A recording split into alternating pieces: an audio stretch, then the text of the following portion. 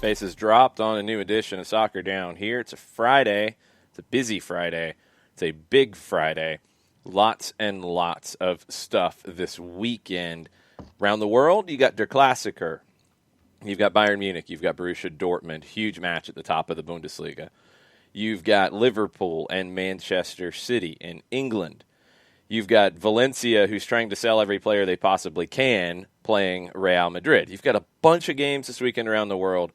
You got a bunch of games here in this country that are going to be very meaningful on Sunday, MLS Decision Day. And for Atlanta United fans, you've got a very big game in the middle of Ohio against the Columbus Crew, where Atlanta has to win, has to get a little bit of help to get into the MLS postseason. So lots of stuff to get to today. We've got Doug Robertson joining us in the second hour. We've got Mike Conti joining us in the second hour. We'll get deep into Atlanta-Columbus then. Let's start with the kind of round-the-world nature of everything at the moment. So your headlines worldwide so far this morning. Let's talk Europa League yesterday. Some of the headlines that jumped out to me. Harry Kane, 200th goal for Tottenham Hotspur. They win 3-1 on the road in Bulgaria. Milan, 24-match unbeaten run, ends with a loss to Lille at home. It's your first loss in 25. Don't freak out. Leicester City wins. They take control of Group G. Arsenal wins their third match in a row. They did get 2 own goals to help out a little bit, but Arsenal's in control of Group B. Roma put in a strong performance against Cluj, whose manager was probably sitting in the stands writing his resignation letter. What else we got? Rangers had a big lead and then blew it to 10-man Benfica. I asked if I should believe in Steven Gerrard as a manager with Rangers. I was wrong. They had it. They blew it. They do lead the group on goal differential, though. Celtic, not good. Not good at all. It was very bad. I guess Neil Lennon will tell us that his seat is not warm, though. AZ is still on top of Group F, even though they lost to Real Sociedad. That was expected. Napoli 1-1 at Rijeka. Anything else stand out to you about Europa League? Well, yesterday, obviously, we get to track our friends from Dundalk, and Dundalk was in a back and forth with Rapid Vienna and ended up losing 4-3. So I know that's still a good performance, though. Yes, still a good performance from Dundalk. So I kept an eye on that. You mentioned Tottenham. Also, as I'm scanning through the board trying to look at other things, great display yesterday by Ryan Sessegnon's teammates after a goal was scored by Hoffenheim, showing their support for him and their big win over Liberec. Could you explain that? Because a lot of people might not have any clue what you're talking about. Okay. Recently, Ryan Sessegnon was the victim of a lot of verbal abuse on social media. Mm-hmm. And it's, once again, frankly, it's uncalled for, it's asinine, and it was stupid. And so everyone has come out in support of... Let's be real. It's racial abuse on social media, right? Yes. It's not just verbal abuse like you're a bad player. It's racially Yeah. abusing a player on social media. Yes, there's no place for that in this game, and that's going to be eradicated one way or another. Proceed. Yes. So after that, once again, Hoffenheim scores yesterday, and all of the teammates... Ryan Sessegnon was not on the pitch at the time. So all of the teammates who were there in the starting 11, after they score, raise a hand in the air in support of Ryan Sessegnon, which I thought was a very cool moment. That's very, very cool, yes. Also, looking at, once again, you mentioned Arsenal, you mentioned Lille over AC Milan, and so those were the big highlights for me were what you talked about, plus those couple of others. Okay. Some comments in the Twitch pitch. Colonel was excited about the performance from Dundalk, said it was strong. The Lily Whites were wearing the all-black kit. If you look good, you play good. It was a good kit. It did look good. I give them that. And they did get a jump out on top, right? They scored first. Yeah, they did. All right, your mic's a little low. We can fix that over here. Don't do anything. You might break it. I'm not touching. Oh, and one other thing that I mentioned that I saw yesterday. Did you see the rainstorm that pushed the start of, I want to say it was Villarreal and Maccabi Tel Aviv back an hour? Yes. Yeah, that was the match that it was. It was horrific.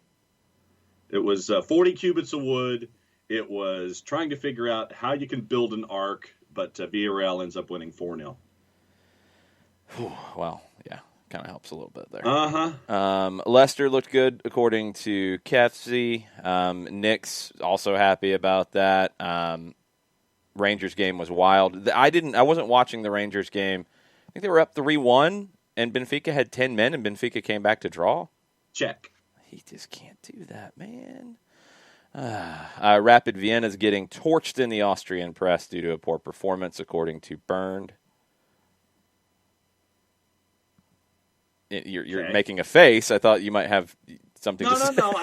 I was reacting to Burned and Rapid Vienna. You know, it's like, okay, so you win 4-3 and you were a minus 345 favorite. I guess that's part of why the press wanted absolute domination and didn't get it.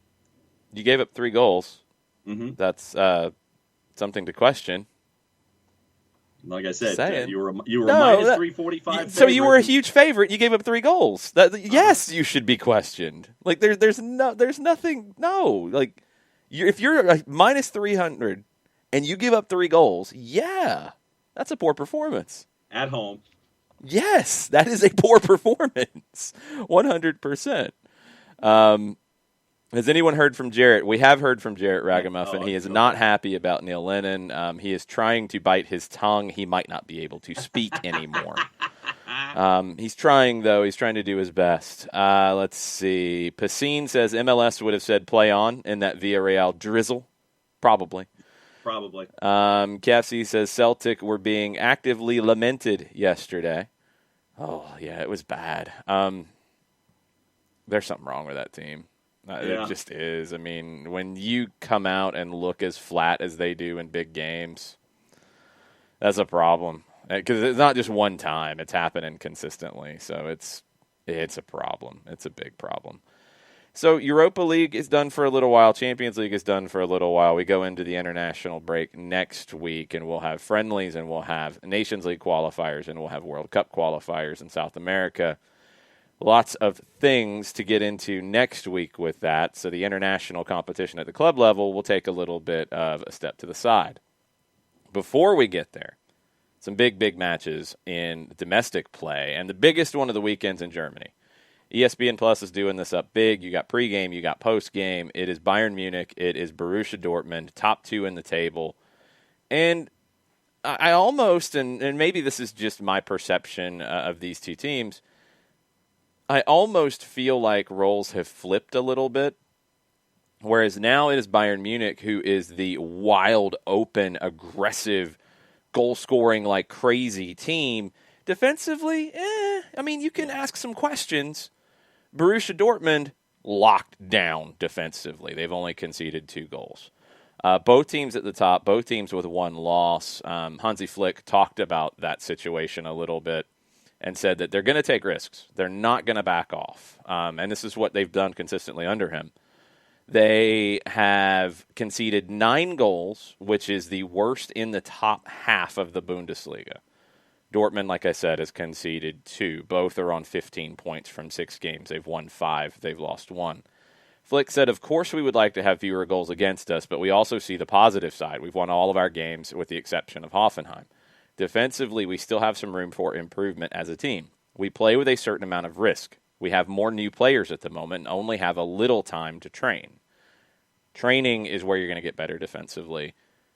If they're scoring this many goals, they can ride that out. But I believe it's the same in any league in the world. If you're not at a certain level defensively, you're not a championship team. And Munich is absolutely a championship team, but they've got to tighten up a little bit because the goals are going to dry up at some point in some run where Lewandowski gets cold or gets injured or gets tired, and you've got to find goals from somewhere, and they're not coming as easily. You've got to be good enough defensively to ride that moment out. Bayern is. They're just not at the moment. We'll see how this game goes on Saturday. What are the numbers looking like early on for it? Bayern Munich, a minus 122. Your draw is a plus 321. Dortmund is a plus 300. Okay, again, you're saying this with something like you're surprised that's the case. I'm surprised at the 300. I'm not surprised that Dortmund's on the plus side. I'm a little surprised it's that high considering the match is at Dortmund. Right. Bayern Bayern has been, such a monster since the restart of football after the first stage of the pandemic. I'm sure that is clouding people's thoughts here. I don't believe in Dortmund enough to put anything there, but that's a big number for a team that's 5-0-1 and has only conceded 2 goals in 6 matches. That's a big number for them at home. Right. That's going to grab some people's attention. I'm really interested in how this match turns out. This will be where I am at on Saturday afternoon watching Dortmund hosting Bayern Munich. Bernd, if there's any other comments on that match out of the media you've been consuming, please let us know. I'd be very, very curious. Johannes chimes in and says the loss of Alphonso Davies is becoming clearer and clearer for Bayern. His recovery speed masked several of the defensive openness issues that Alaba, Boateng are prone to make, in Johannes' opinion. That's important. If you're not tight defensively and you have mistakes and you're slow, you're going to have problems. If you're not tight defensively and you make some mistakes, but you have speed, you can fix some of those problems just with speed and recovering. You're going to play a high line. You've got to have speed. It's very, very important. So that's a really good point. And we'll have to see how they can find a way to get around it. Byrne says Dortmund has choked against Bayern many times in past seasons. That's factoring into those numbers as well. It's hard to really have a lot of belief in Dortmund, but that feels like such a high number at home. If it was in Munich, it'd be a different conversation for me. But man, plus 300 for a team that is as good defensively, it might be a teaser line. I mean, it might be like, look, everybody's betting on Bayern. We got to throw something out there to try to change some of the action. It absolutely could be that. But man, that feels high. I still don't believe in it enough. I just don't. I think it could be a 3-2, 4-2 kind of game where Bayern's not great defensively, not sharp, but they're just so good in the attack that they find ways to get those goals. The problem is Dortmund isn't a team that gives up a lot of easy goals. So is that going to work here? It's going to be a fun match to watch. It should be the match of the weekend. Yeah. I think it should be a better match than Liverpool-Manchester City. And I know you, as your English snob and some of the Prem apologists are going to be mad about that. But I think this is the game of the weekend. Fool, though. I will switch over and watch this game if honestly. You'll be watching Peacock. It's okay. What's the 12:30 game in the Premier League? No clue. They'd be smart to not put a big game in that one for international ratings. Okay, well, I'll find that out in just a second. But here's your totals, as you were mentioning numbers and totals. So over under at 2.5 is a -2. It's Chelsea and Sheffield United. Yeah, no, I'm watching Der Klassiker. Okay. 2.5 is a -288. 3.5 is a -112. 4.5 is a +194. Yeah, so they're expecting goals too. If I had to pick right now, I would go Bayern. It's just hard to pick against them right now. True. But I don't feel good about it. I don't. Yeah. Should be a fun one. Definitely ESPN Plus. Jump on that. This will be the game of the weekend. Other games of the weekend, and there are some other games of the weekend to keep an eye on. Big one with Manchester City hosting Liverpool. They both go in after wins in the Champions League. Klopp is hoping, and I believe he is speaking to the media maybe right now. He has said Thiago's probably not ready to return. Not going to have surgery, but an injury. He's not training without problems, so he's been in and out of the group. They are hoping that Matip is back from injury to help in the back line, although Reece Williams has done a pretty good job there. They're trying to open up an 8-point lead over City. Everybody still, even though City is in 10th, is still looking at City as the main challengers for the title. I'm not overly convinced of that just yet. Yeah. City's options could get boosted by Gabriel Jesus coming back. He played off the bench against Olympiacos in midweek. Does he start? This one, it's in Manchester, which will help City.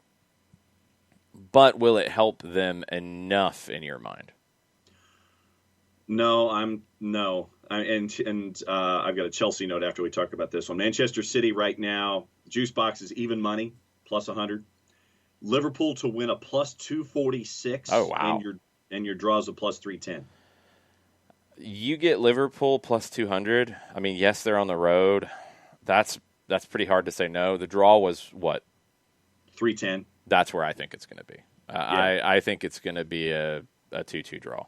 Yeah, I was leaning toward draw as you were talking it through. So, yeah, when I saw the Liverpool number and the draw number, I'm like, yow. So I'll go draw. Yeah, that's where my head's at. What do you have on Chelsea? Christian Pulisic ruled out by Frank Lampard. Quote, he's not fit to play. He's still suffering with his hamstring, end quote. Trained at a low level in midweek, wasn't comfortable, so he's not training with the squad. Klopp and Lampard both talking about players coming back from injury. It reminds me of the Barco situation because they're training a little bit. They start to train, but then they're having problems. So Lampard calls it training at a low level. Klopp says, when he has no problems anymore, then he can train. Like you're getting situations where guys who are trying to come back from injury just can't quite get there fully yet. So they're not training fully, so they're not going to play. That's what happens. A couple other bits of drama in England. Jose Mourinho doing what Jose Mourinho does. He is starting some behind-the-scenes squabbling with Arsenal. So Gareth Bale is going during the international break to join up with the Wales squad. The fitness coach for Wales also works for Arsenal. And Mourinho has said that Bale's fitness could be at risk. The fact that one of the coaches is an Arsenal coach does not make me very comfortable. National team matches should have coaches that work exclusively for them. Tottenham's academy has somebody who works for the England national team as well. So, just saying. But Jose's doing what Jose does. Don't let facts get in the way of a good argument. It's not about a good argument. It's about stirring up drama. And that's what Jose does. And that's part of his gig. So have fun with Tottenham and Arsenal squabbling. In Italy, we've talked about Lazio and their testing situations. Vito Doria at Forza Italian Football says as many as 8 Lazio players missed training this morning. Could be potentially a few absentees for their Serie A match against Juventus on Sunday at lunchtime over there. Swabs taken at 9 a.m. Training commenced 1 hour later. A few key players that did not participate in the training session. Lucas Leiva did not participate, and he did not make the trip to where were they again? They were in Russia? Yes. Zenit, I want to say. Yeah. Ciro Immobile did not train as well. They were not present at training. They were waiting for their results, and along with 6 other players. So Lazio, keep an eye on what their squad looks like against Juventus. The question for Lazio had come up where players had not played in Europe but played in the domestic competition between the European games. Maybe they're not trying to risk anything with this at this point. So we'll see what happens with Lazio. Lazio-Juve is a big game in Italy. It's normally a big game in Spain with Valencia hosting Real Madrid. It is not right now in the same way because Valencia is a mess. Valencia, we talked about it. Kondogbia goes to Atleti. They negotiated a lower transfer fee than the release clause. If they had forced Atleti to pay the release clause, then they could have replaced Kondogbia. Maybe they just didn't want to replace him because they're cutting as much spending as they possibly can. This was going on before the pandemic.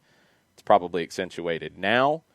Valencia, they won Copa del Rey in 2019. They've won the title 6 times. They are looking at relegation potentially, and that's the scary thing. They're in 13th right now, 8 points in 8 games. But when you've got things like this, Javi Gracia, the manager, he says he has yet to speak to the owner, Peter Lim, personally. Hardly any contact with the club president, Anil Murthy. Garcia offered his resignation last month, but withdrew it after being told he would have to pay €3 million to end his contract. So normally you see the situation where a club fires a manager, but the manager still gets paid, and then like the whole situation with Pochettino, you'd have to pay compensation, et cetera, et cetera. This is different. Garcia wants to leave, and the club's like, well, you got to pay €3 million for us to let you leave. So he's still there. He's also mad about the way Kondogbia was sold. He said, I got a call from the president to tell me the player wasn't leaving, so words fail me. That's what he said after their 2-2 draw with Getafe. So Real Madrid goes into this. They should get a win. Then we go over to Barcelona, and you've got the positioning of candidates for this presidential election. There also hasn't been an update that I have seen about their payroll reductions. But Tony Nadal, last name sounds familiar, doesn't it? He's the uncle and former coach of Rafa Nadal. Could be part of the Barcelona board because he has joined the team of Victor Font, who is the leader, according to most reports, in this presidential race. Nadal would be in charge of institutional relations, would lead a new department created to promote good behavior among youth players. Okay, very good. Tony Nadal's brother, Miguel Angel Nadal, played more than 20 times for Barca as a defender. He played in the Dream Team alongside Ronald Koeman. So, okay, all good. All good here.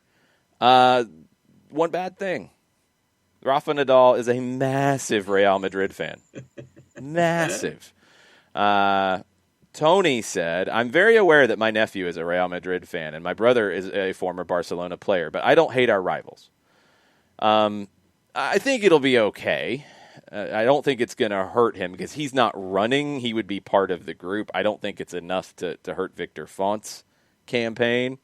But, yeah, keep an eye on it. Tony Nadal, the uncle of Rafa, is probably going to be on the board. And he's got a background in this, and he would be in a position that is needed to increase the relationships between the team, the club, and the youth. And it makes a lot of sense, but we'll see how all that plays out. I'll be very curious to see if in the presidential race you start to get some nonsense about, oh, Rafa's a Real Madrid fan. Oh, that's not good.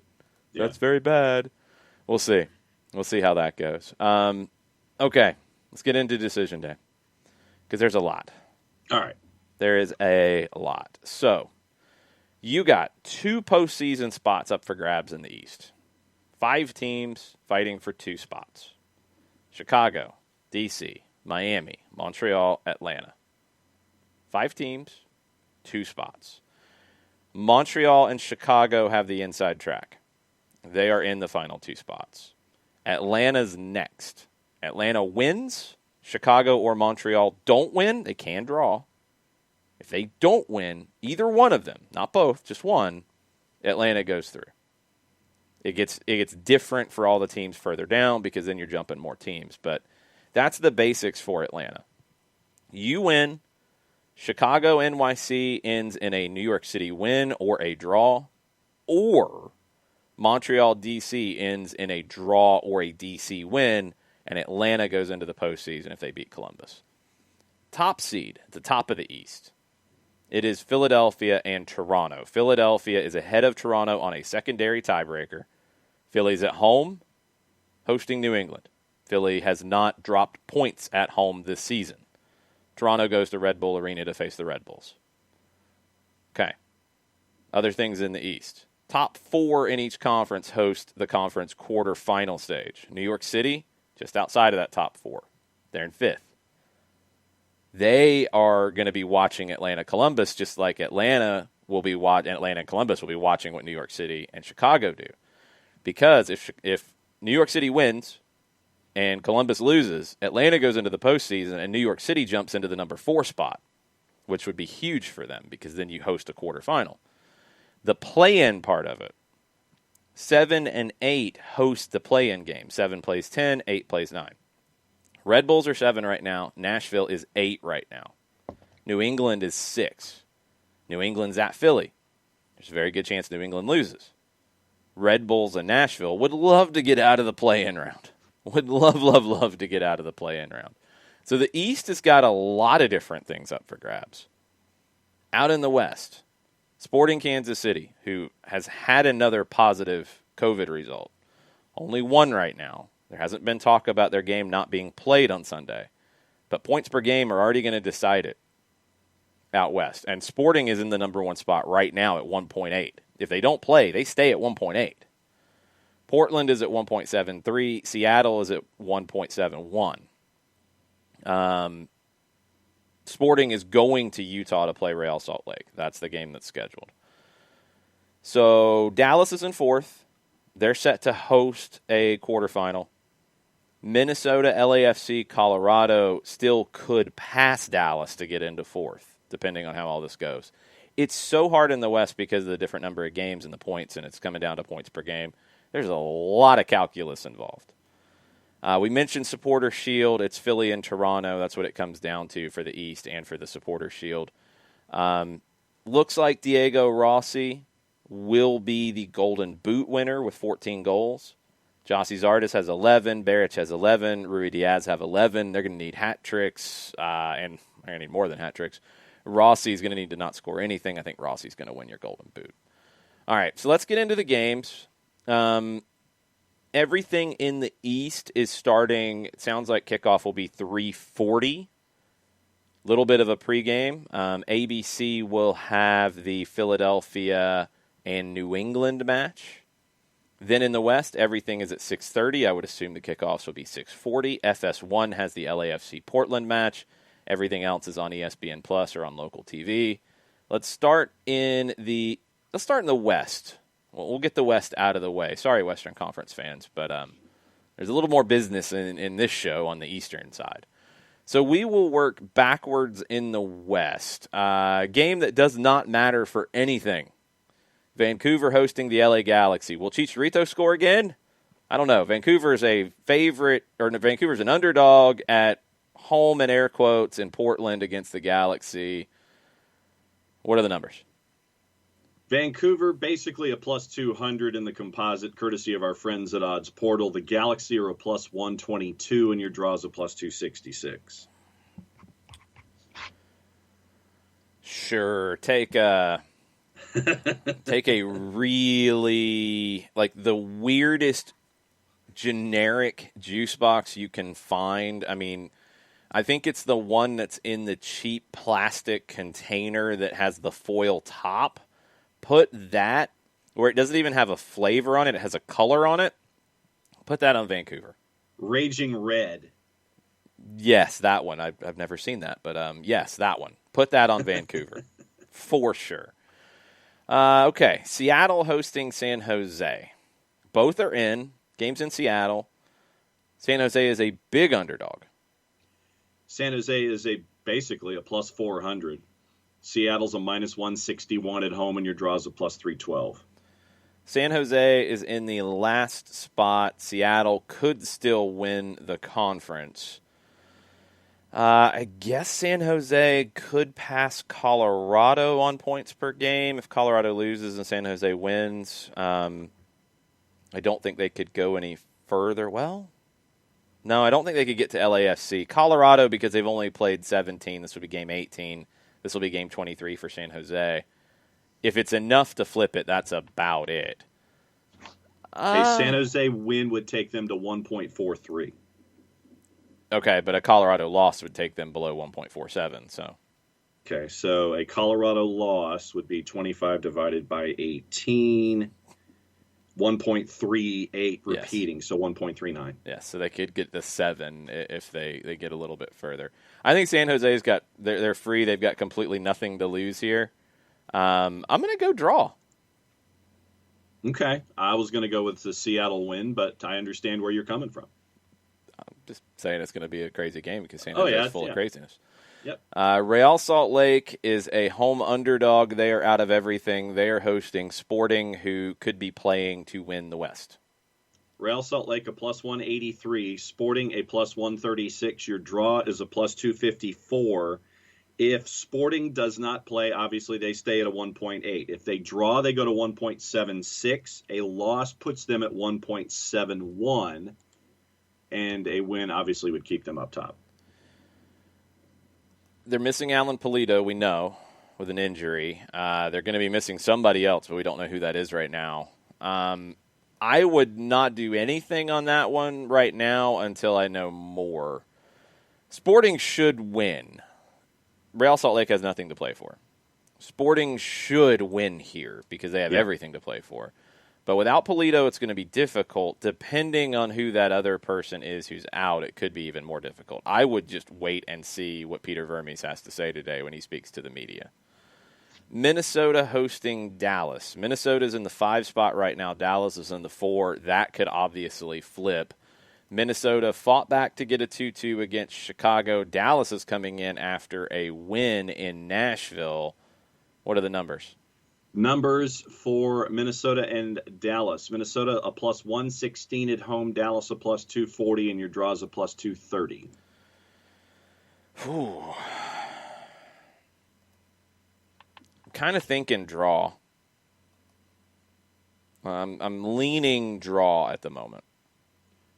Yeah, a win for Minnesota would take them to 1.61. A loss for Dallas would drop them to 1.54 repeating, so 1.55. Basically, they would flip their points per game numbers. Yeah, what you would expect here. So I don't know if Minnesota, the goals they gave up to Chicago were a little worrisome. The way they fell behind in that game is a little worrisome. I don't trust them at the moment.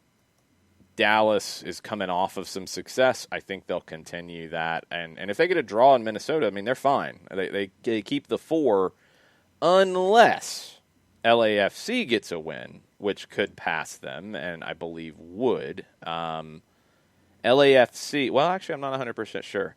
LAFC is hosting Portland. LAFC is a big favorite at home against Portland. LAFC a minus 159, Portland a plus 350, and your draws a plus 345. A win by LAFC would take them to 1.62. Basically, 1.619 is where LAFC would be with a win. Yeah, so LAFC would be able to pass Dallas if they don't win. You're going to give me Gio in a playoff kind of scenario, and I get plus 360, plus 350? 350. Man. Uh-huh. I'll go draw. I go Portland win. Yeah. I go Timbers win. That number's crazy. I mean, but Shiva says LAFC is always the favorite, which is true.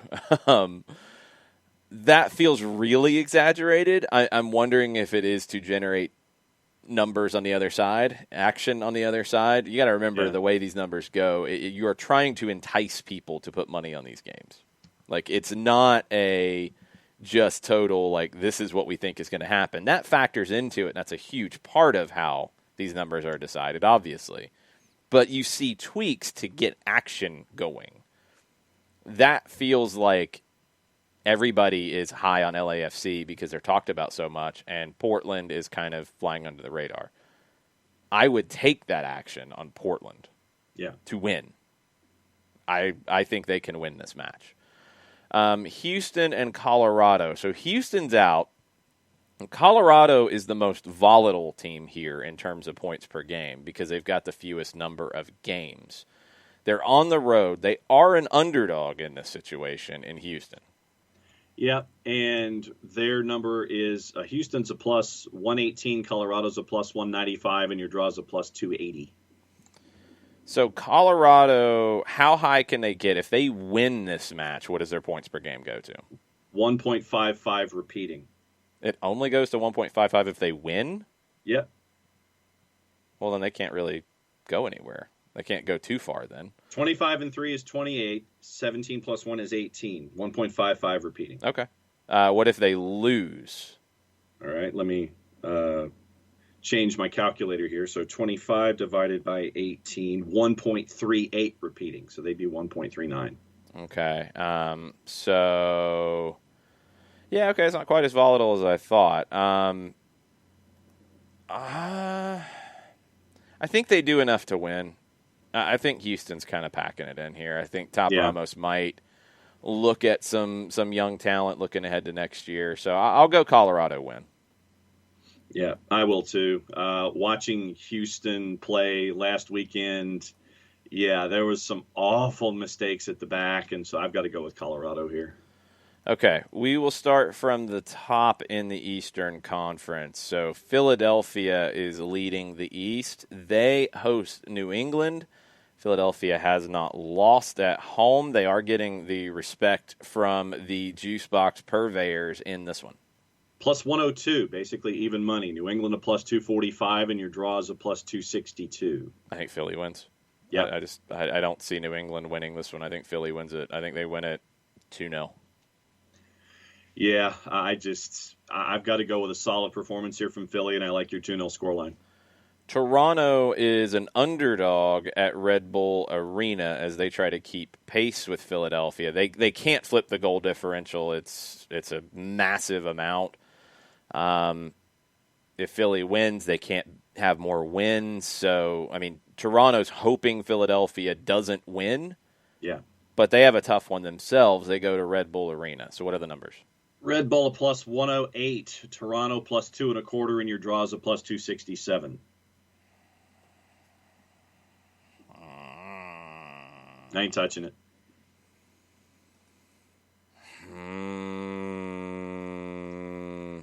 Red Bulls lately. That's another what? Another number where they're trying to get you to see. If I'm interpreting you correctly, a lot of folks are looking at that 225 and going, how tempted am I to go chasing after that? Well, I mean, Red Bulls lately, they've only lost one of their last 6. They've drawn 3 of them. They got 2 wins. Their wins are against New England and Atlanta. Draw with Toronto last time in Hartford.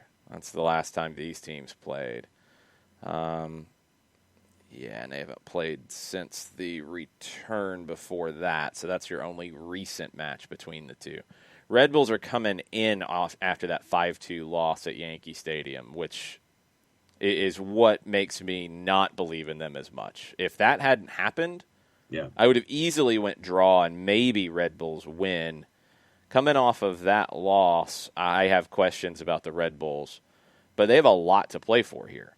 Because if New England loses, as expected, and Red Bulls win, they are out of the play-in round because they will have more wins than New England, the same number of points. Right. So they have a lot to play for. Can they actually pull it off? Toronto beat Miami last weekend 2-1. They had lost their 2 matches before that to New York City 1-0 and the bad one at Philadelphia 5-0.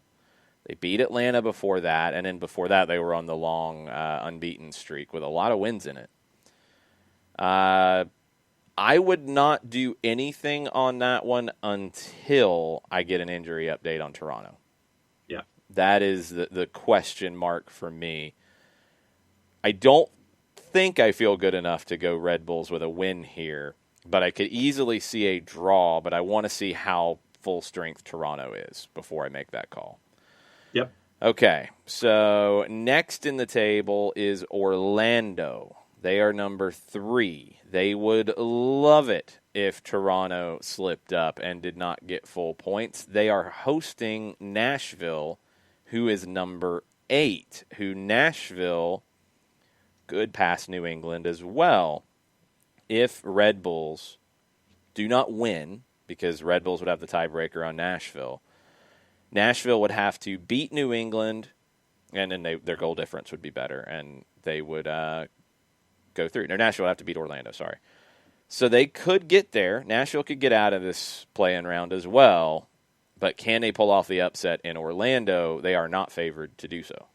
Now, Orlando minus 123, Nashville's plus 3.25, and your draw is a plus 260. I think Orlando gets it done. Yeah. I think Orlando will have some momentum coming off of the midweek win.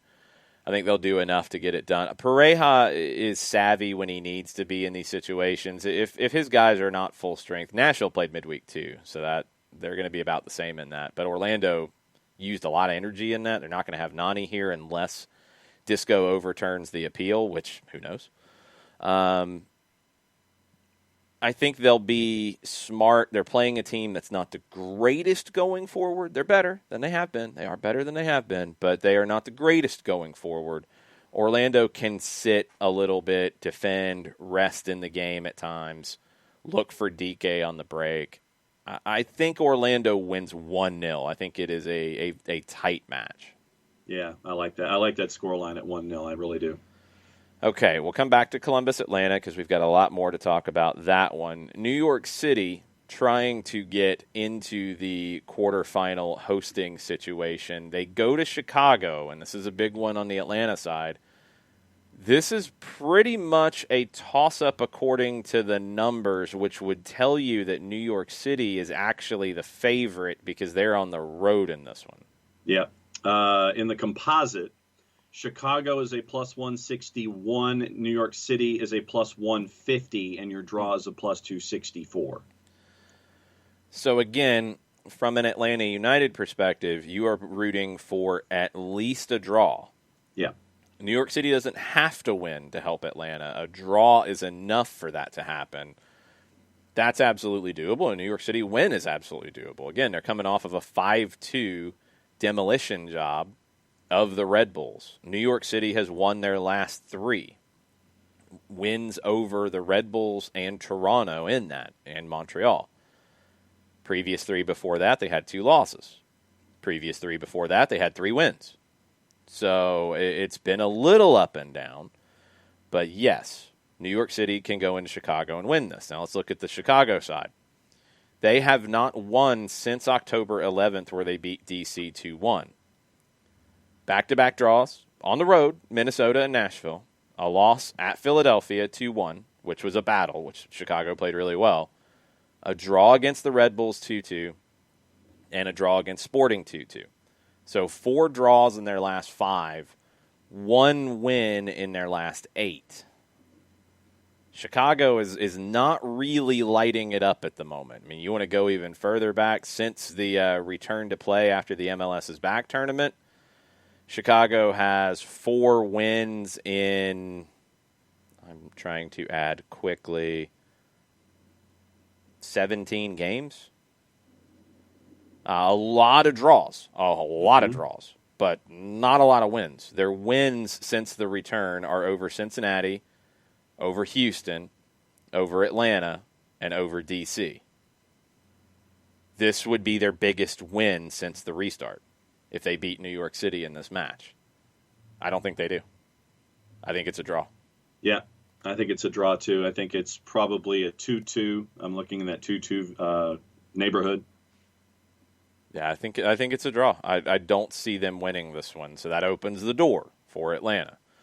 Okay, next in the Eastern Conference, who have we not talked about, or is that it? We haven't talked about Montreal and D.C. Right. That's another one for Atlanta. You don't need Montreal to only lose here. A draw would be enough for you. Montreal is hosting, or no, they're going to D.C., They're going to D.C. in this one. What are the numbers?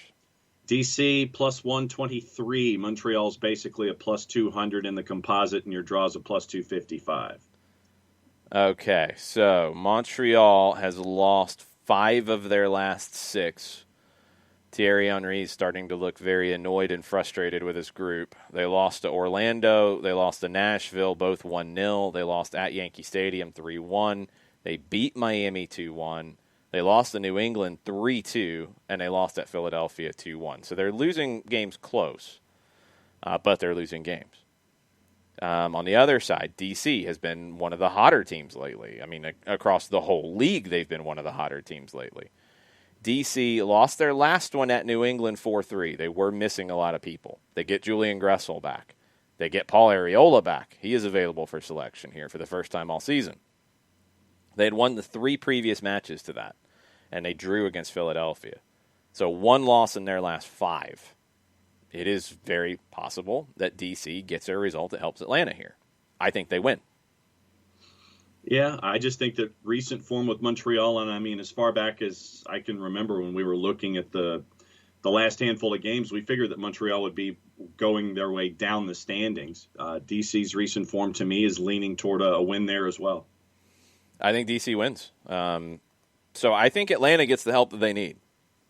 I think they get the openings that they need because New York City is a favorite in Chicago. I think New York City is the team that's in better form. Mm-hmm. And DC is in better form than Montreal. So one of those two goes your way where the home team, or sorry, the team that's ahead of you in the table, Chicago or Montreal, you only need one of them to go your way where they don't win and the door is open for you. I think it will be open. Now, Atlanta's got to go to Columbus and take care of business. We'll talk about that with Mike and Doug as we go. But let's get into Twitter and the Twitch pitch before we get there. What's on Twitter? Nathan Pugh this morning, just win. Hashtag Unite and Conquer. That seems to be the prevailing thought. That's simple. I mean, you're going to get openings. I really do believe that. I don't think we're stretching to think that DC can beat Montreal at home. If you want to feel like the NYC trip to Chicago is the less likely one, well, I mean, NYC's favored, but still, okay, fine. DC is definitely a favorite at home to Montreal, and you don't even need the win. You just need the draw. So the door will be open. If you win, you're in. It's that simple. So you've got to win. Now, that's going to be hard. You got to win back-to-back games for the first time since the first 2 weeks of the season. That's not easy to do. You know, the results we talked about with Chicago since the return to play, Atlanta's have been worse. So, I mean, these things are real. You've got to win back-to-back games for the first time since the beginning of March. I think you're a better team than you've been probably since then right now. Yep. Because of people back, because of some of the additions, but you've got to deliver on the field at Montfrey Stadium in Columbus where you've had success. You won in 2017. You won in 2018. You didn't win in the regular season in 2019 in the monsoon, but you did win in another monsoon in the Open Cup there. So you've had success in this place. You've won 3, you've lost 1. That, you know, it's not a scary environment for you. Trey Morrison's in this morning linking to the 2005 Island Def Jam music group title, Ludacris and Field Mob, Georgia, featuring Jamie Foxx. He says, some mornings it just hits differently. Yes, it absolutely does. Shiva's in this morning. Do you even know that song, by the way? No, I don't. You don't know? You've never heard that song? Mm-mm. Or if I have, it was probably 15 years ago. You don't? Do you know who those artists are? Yeah, I know who Luda is. So you know one of them. I don't know who Field Mob is, and I know who Jamie Foxx is. Okay, you know who Jamie Foxx is. Do you know any of his songs? Jamie Foxx? Yeah. Did you know he did songs? Yeah, because when he was on In Living Color, he did he would break into song in some of the sketches, and then he did Ray. So did you know he did actual songs that got played on the radio? I think I remember him putting out an album. Yeah. John is not blaming it on the alcohol. He maybe would, but he's not here. He's not. No. That would be one that he would know if he knew Jamie Foxx music. And you don't know Field Mob. Don't know Field Mob. That's very disappointing. Field Mob is incredibly underrated. Their first album is awesome, actually. Hey, you know, yesterday I actually went back and listened to Pastor Troy where he sampled the Goldberg theme music. Yeah, you didn't do that on your own. I pointed you in that direction. But yes, you did. You should listen to more Field Mob, and I cannot believe you don't know that song. I'm very disappointed. The original version of it, man, I used to have this somewhere on a mixtape. The original version sampled Ray Charles. Okay, cool. I guess they couldn't get that sample cleared. So what do you do when you need the Ray Charles part of Georgia on My Mind? You get Jamie Foxx to sing it instead, and that's how you make it work. But the original was a sample. Yes, Field Mob from the great Albany, Georgia. That is absolutely correct, Ricky Ricardo. First album was great. What was it? From Ashy to Classy, I think was the name of it. Brilliant record. They need more respect. Respect Field Mob, John. I will open my ears to respecting Field Mob. I've just never heard any of their work. I'm very disappointed you haven't heard that song. Okay, what else is on Twitter? Shiva says, good morning. I have a feeling United will win this match on Sunday. They'll win it for Glassy and his staff. I don't know if the rest of the results will go our way, but we will take care of what we need to. 1-0 to the good guys. Heart emoji, soccer ball emoji. I think the other results will go your way. I mean, it's both things you need just from the odds makers. Leave the emotional side out of it. The odds makers, and yes, they're trying to generate action at times, but their lines are not based in complete fantasy usually. You have a situation where DC is at home. They are a fairly sizable favorite over Montreal. I don't think that is trying to generate action on anything. And the other game is kind of a toss-up, but New York City has a slight edge in the numbers that are posted, and they're on the road at Soldier Field. So to say that it's not likely to get the results you need, I think is actually incorrect. I think it is likely you get one of the results that you need. Yeah. Remember, a draw is enough. A win for the team that you need to win is also enough. And you don't need it in both. You need it in one. So I think you're going to get what you need. I do. Nathan Pugh is back in for a little soccer over there-ness, and he says, Thiago is still up because of the Blue Noses. Down with the Ev and down with Man U. A pox upon tomorrow morning. A pox upon them. In all caps with an exclamation point. I think Liverpool wins. I don't think you have to worry too much. I think it's a draw. I think it's a draw. I think it's a draw. Yeah, sorry. I think it's a draw. It could be a win for Liverpool. I mean, if I had to pick one over the other, I would probably go Liverpool over Manchester City. But I think a draw is my my punt on that one. At the Etihad, I think it's a draw. We'll see. I want to see where Manchester City is allegedly going to be in terms of fitness there. That's my biggest question. You don't have Thiago, okay. If you get Matip back, that's helpful. I got to really think on that one. We might have to reassess tomorrow on the Power Hour. Power Hour. And I want to see what Liverpool looks like at the back, and then I want to see what the firepower is for Manchester City coming off of midweek. So yeah, I want to see lineups before I commit to anything other than the draw here. Okay. So, and that's the last one on the Twitters. We are officially caught up, sir. All right, Twitch pitch, what y'all got to say? People are going to send you links on Field Mob because you need help with your music for sure. Okay. At OSG Nelson. Follow me on Twitter. John is not on the grind, Kefsey. That is absolutely correct. Let's see. No, I might pull something. That wouldn't be good. Yeah, no, it wouldn't be.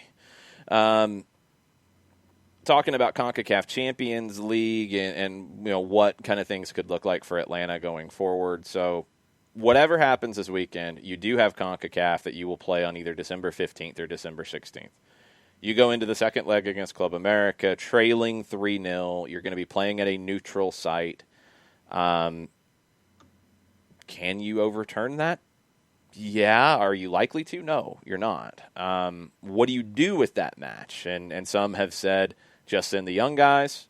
Some have said punt on it. Some have said don't. Play everybody, go full strength. Some are saying, and this is not from the Twitch pitch this morning, but you could have Joseph play in that match. You could look at playing Eric Lopez in that match, and I think he could work in either scenario. If you're looking to play young players or if you're really going for it, Eric Lopez could factor into that match if you want to go down that road. You get more training time, which I think is important. Even if you don't look at it as a way as we're going to play our full veteran squad and you're going to lean on the young guys more, you still get that additional training time. That can help prepare you for next season. Now, we don't know what next season looks like. We don't know when it's going to start. I don't think it's going to start the first week of March as it usually does. I think it's going to start later. How much later, we don't know. Would there be some kind of a preseason tournament or something to bridge the gap? I think that would make a lot of sense. We'll just have to wait and see.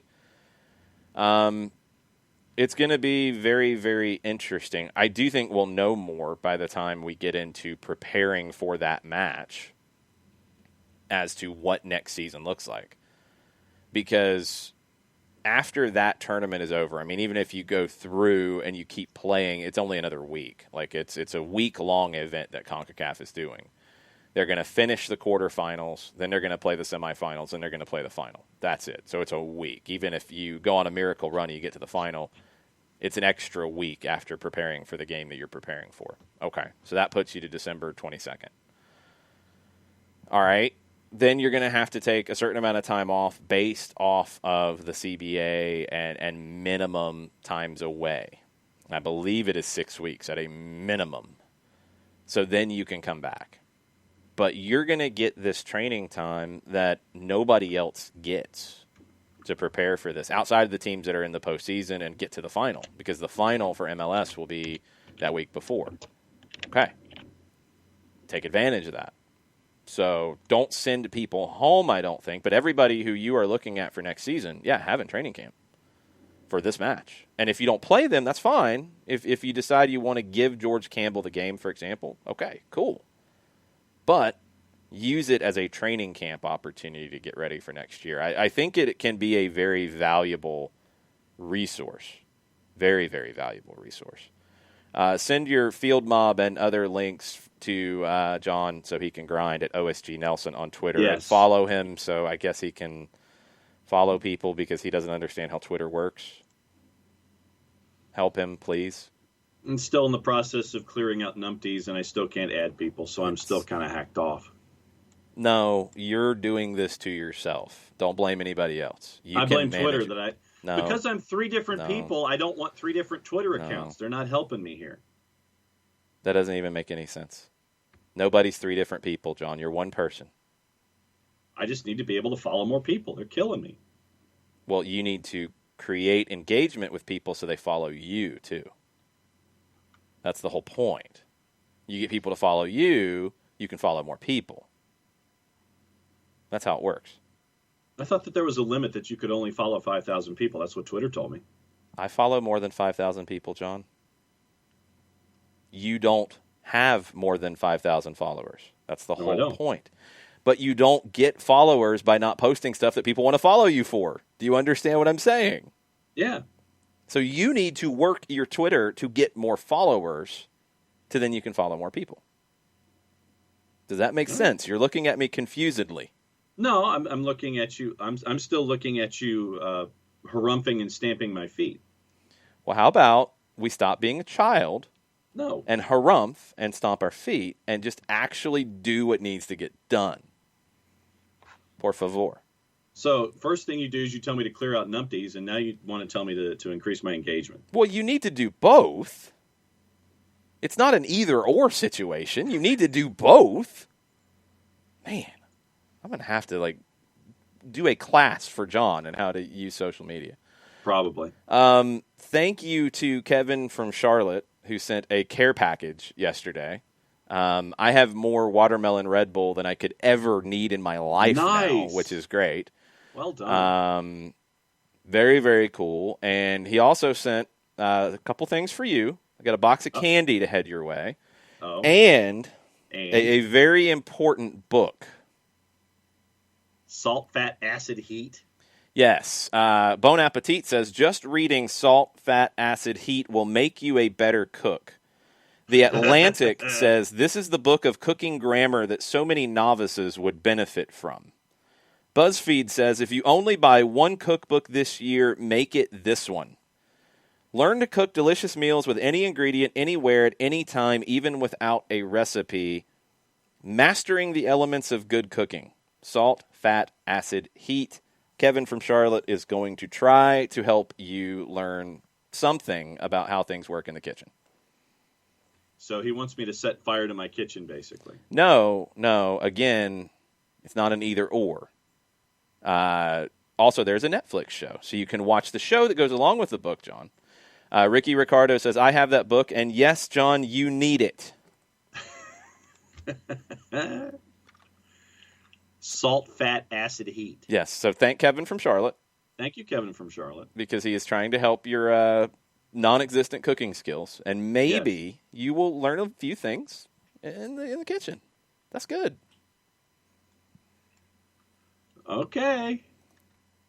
You have no confidence in learning things now. That's a little scary, John.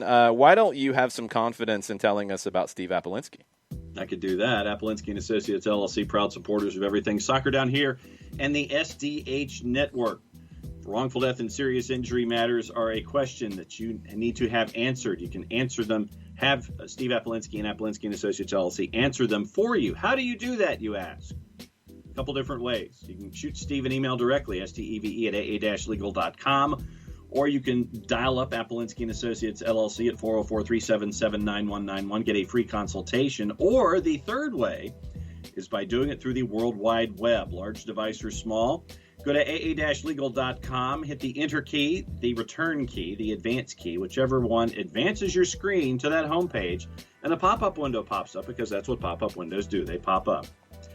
We don't know who's behind that pop-up window. Don't know who the great and powerful Oz is at Apolinski and Associates, LLC, that will answer those questions for you 24/7, 365 and a quarter. Might be Steve. We don't know. We need to ask him one day. But pop-up window at aa-legal.com. Shoot Steve an email. Call 404-377-9191. Over 30 years of experience, over $40 million in judgments for their clients in Georgia and Alabama, recognized as Legal Elite by Georgia Trend Magazine for being one of the top 100 firms in this here state of Georgia.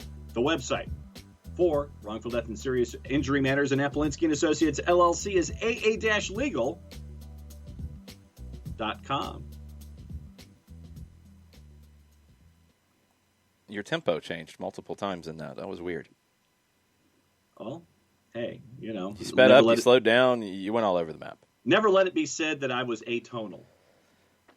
Atonal. We're talking tempo, not tone. Multiple tempo changes. That's me. Yes, that is accurate.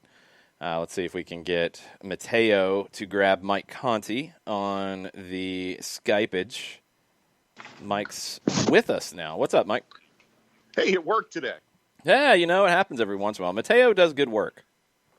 Well, I've been having really bad luck with Mateo, and I think actually it's not Mateo's fault. I did a software upgrade on my phone, so hopefully that part of my Skype woes have been cured. The other part, the part that you're aware of from what we do with stoppage time and such, I don't know if I have that quite fixed yet, but I think we're on the right track. I really do. Yeah, it's a little tricky for you because for me, when I do Skype, like I have it in one place. Like I'm not doing different Skype elements. So I'm Correct. doing everything from my laptop. So I have like notifications turned off in other places.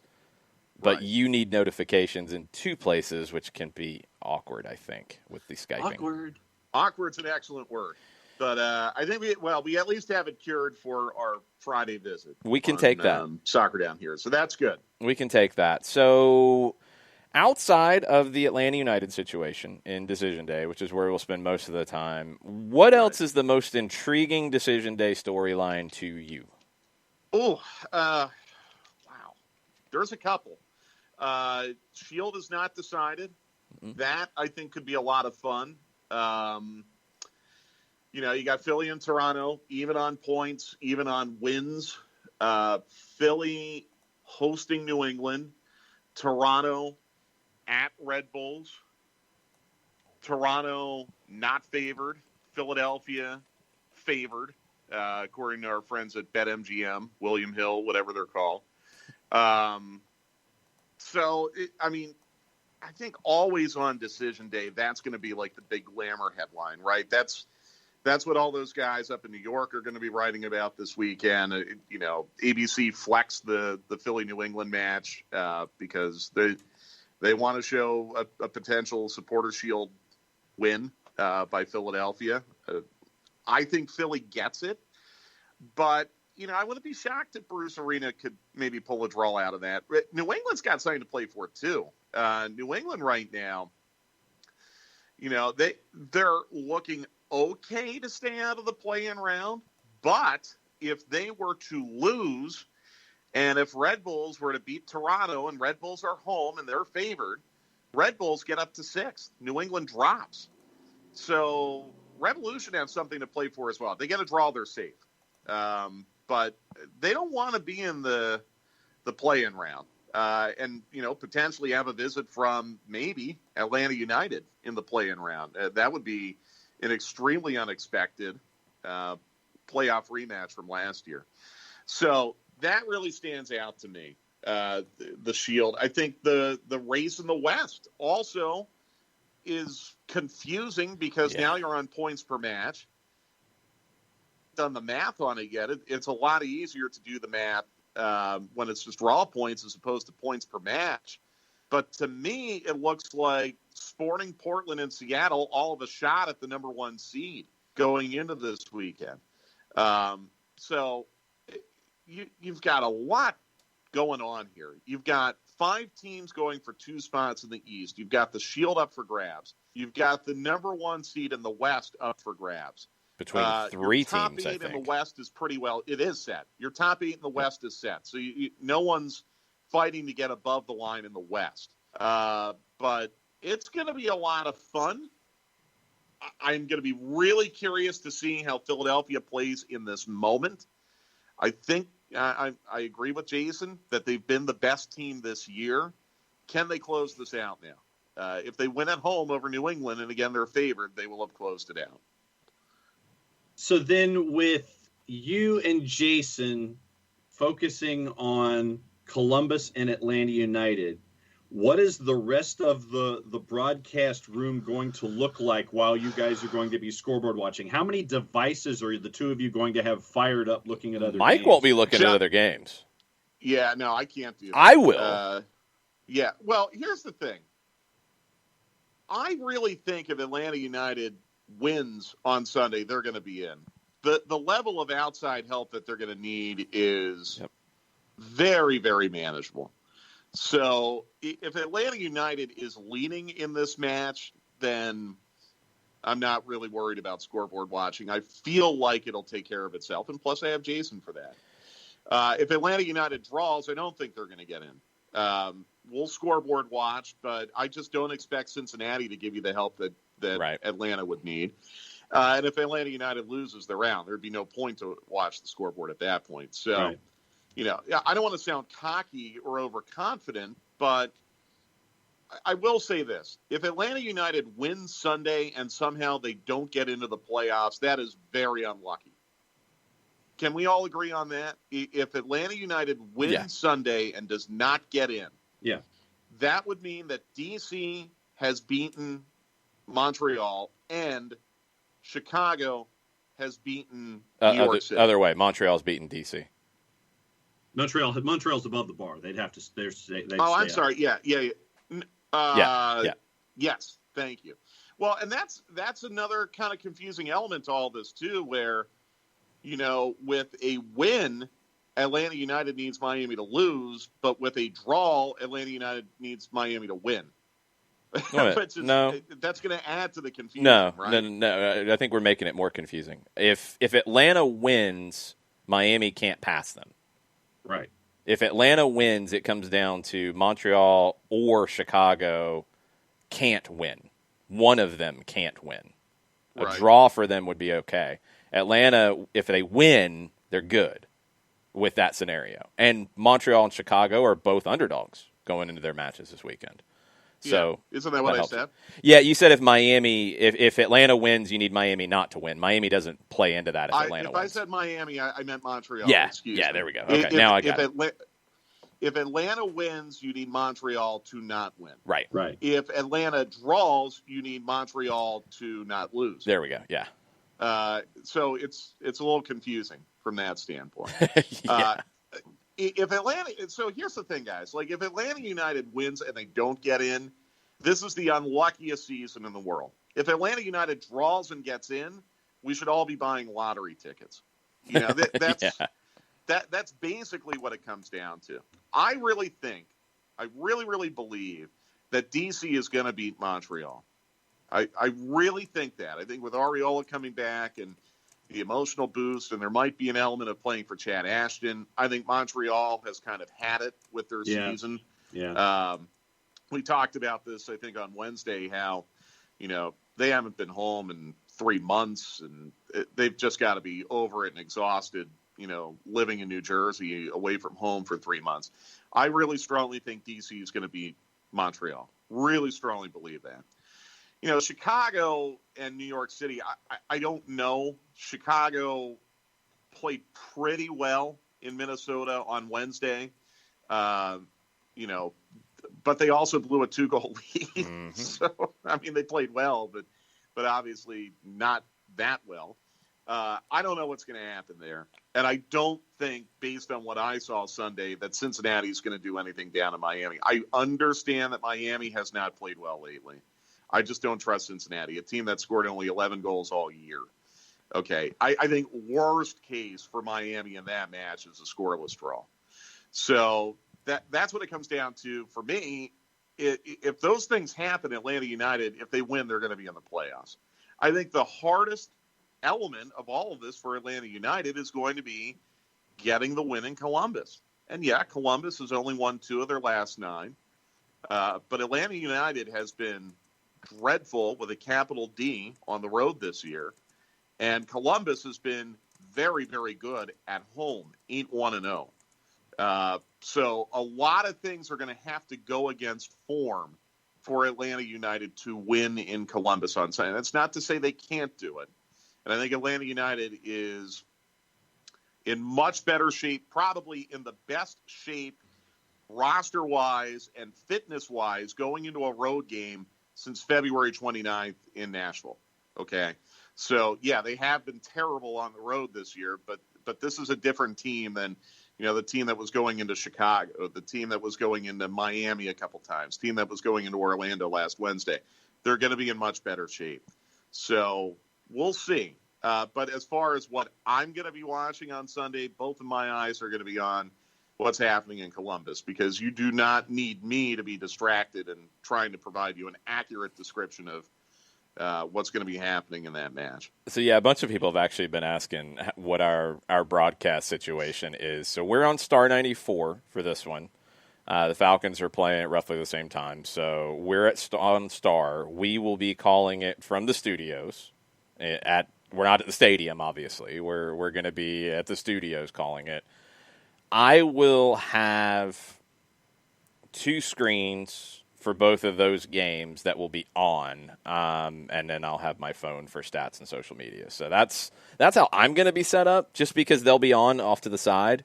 So if something happens, we can talk about it. But it's going to be a wild ride, because I can see twists and turns in both of those games. I'm with you. I think DC comes in as a favorite here in a big way against Montreal. They're going to get a boost from Areola.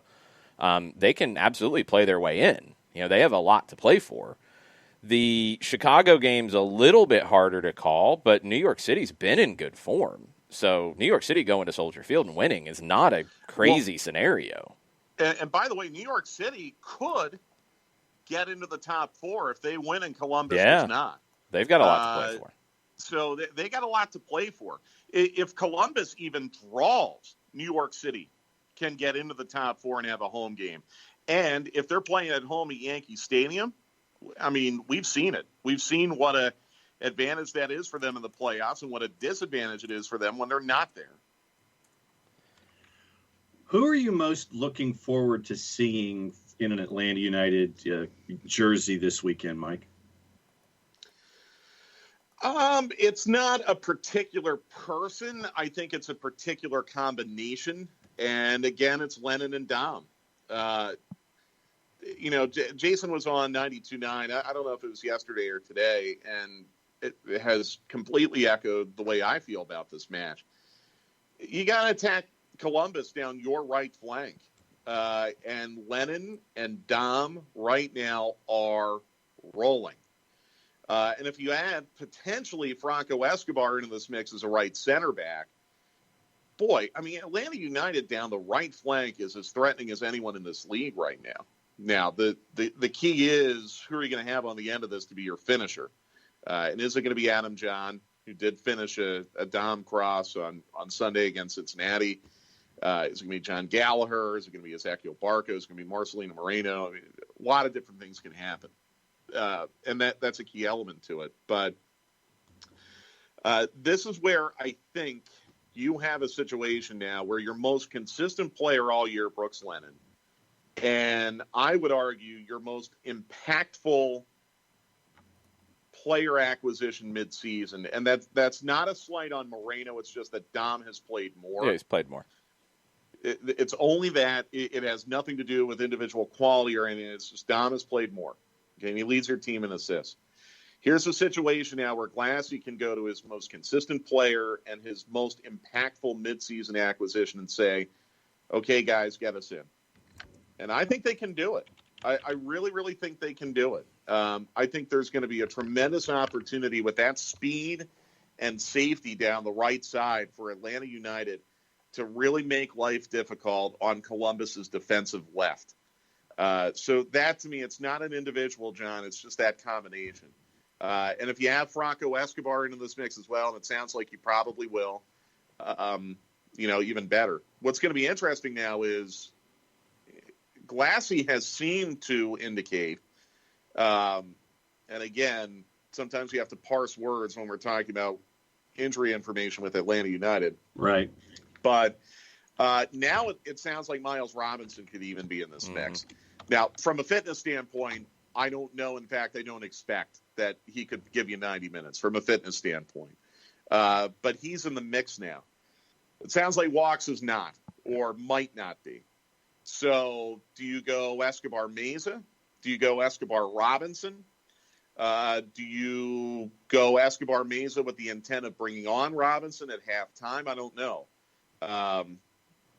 I would love to have Miles Robinson in a match against Jazzy Zardes, but I just don't know where he is fitness-wise right now. So that's an interesting element to this as well. I did think it was interesting, and again, you have to be really careful at taking these injury hints at face value because a lot of things that are said on Friday don't come true on Sunday. I did think it was significant, though, when Glassy said everyone could be available other than Anton Foxx. Well, Mo Adams is in that everyone, and that is a surprise to me. I thought, the way that he went out Sunday against Cincinnati, that was going to be a multi-week hamstring, groin, quad, whatever it is, injury. Yeah. Sounds like that might not be the case. And if that's true, I think that's big for Atlanta United, but it also presents a little bit of a lineup conundrum for Stephen Glass as well, because Mo's been in good form, but in a big match like this, I want the safety and reliability of Jeff Lorenowitz in this match too. So I think the point I'm trying to make is you've got a lot of options from the standpoint of selection on Sunday. And I'm going to be very curious to see how Glassy goes with it. Yeah, Stephen Glass will be speaking to the media later today, so make sure you're following all of the usual suspects for updates. The biggest questions for me, I don't expect Robinson to be 90 minutes fit, so I'm not expecting him to start. But if he is, how does that work? Ezequiel Barco, is he going to be ready to give you 90, or do you do what we saw essentially on the weekend, where it's John Gallagher starting and Barco comes into the second half? Normally, I think these are really difficult decisions, but with 5 subs, to have Robinson and Barco or Gallagher or whatever you end up doing there, or Mo Adams in your back pocket, that's really valuable to have. You might be able to take a chance in a way that you normally wouldn't because you have 5 subs on a Barco or an Adams. I don't think you take the chance in the back because that's a different conversation entirely. Meza and Escobar were good. I think you roll with that again. I'm assuming they've trained together all week. I think that's safe. Can you get Mo in there? Because Mo is going to give you more mobility against a very good central midfield. Do you get Barco in to start to create opportunities for others, or do you like the more north-south game that John Gallagher gives you? You've got options there, and you've also got the subs to be able to flip it if it doesn't work. Yeah.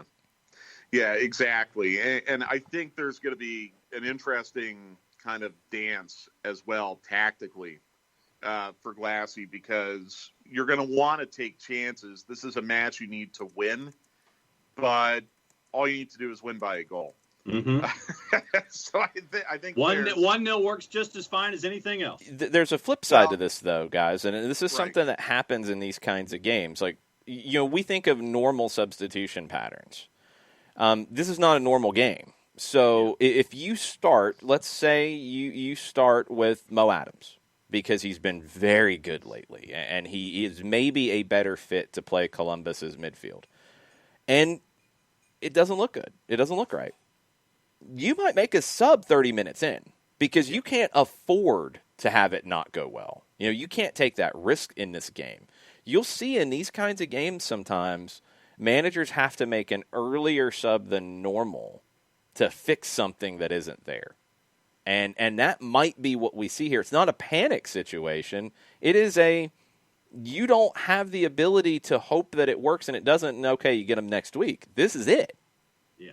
So if it's not working, you might have to make an early sub. That would not blow my mind here if it goes in that direction and you take a chance on some of these players who are coming back from injuries and it's just not quite there and you have to make an early sub.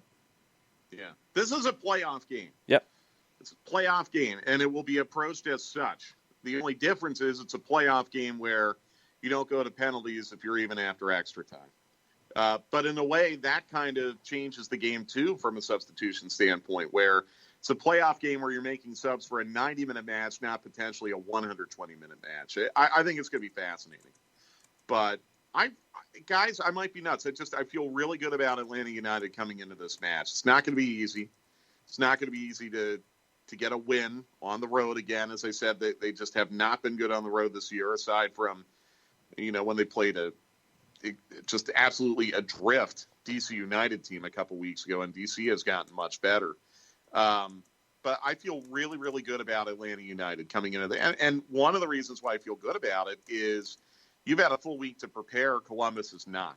I think that's big too. And Columbus went pretty much first choice.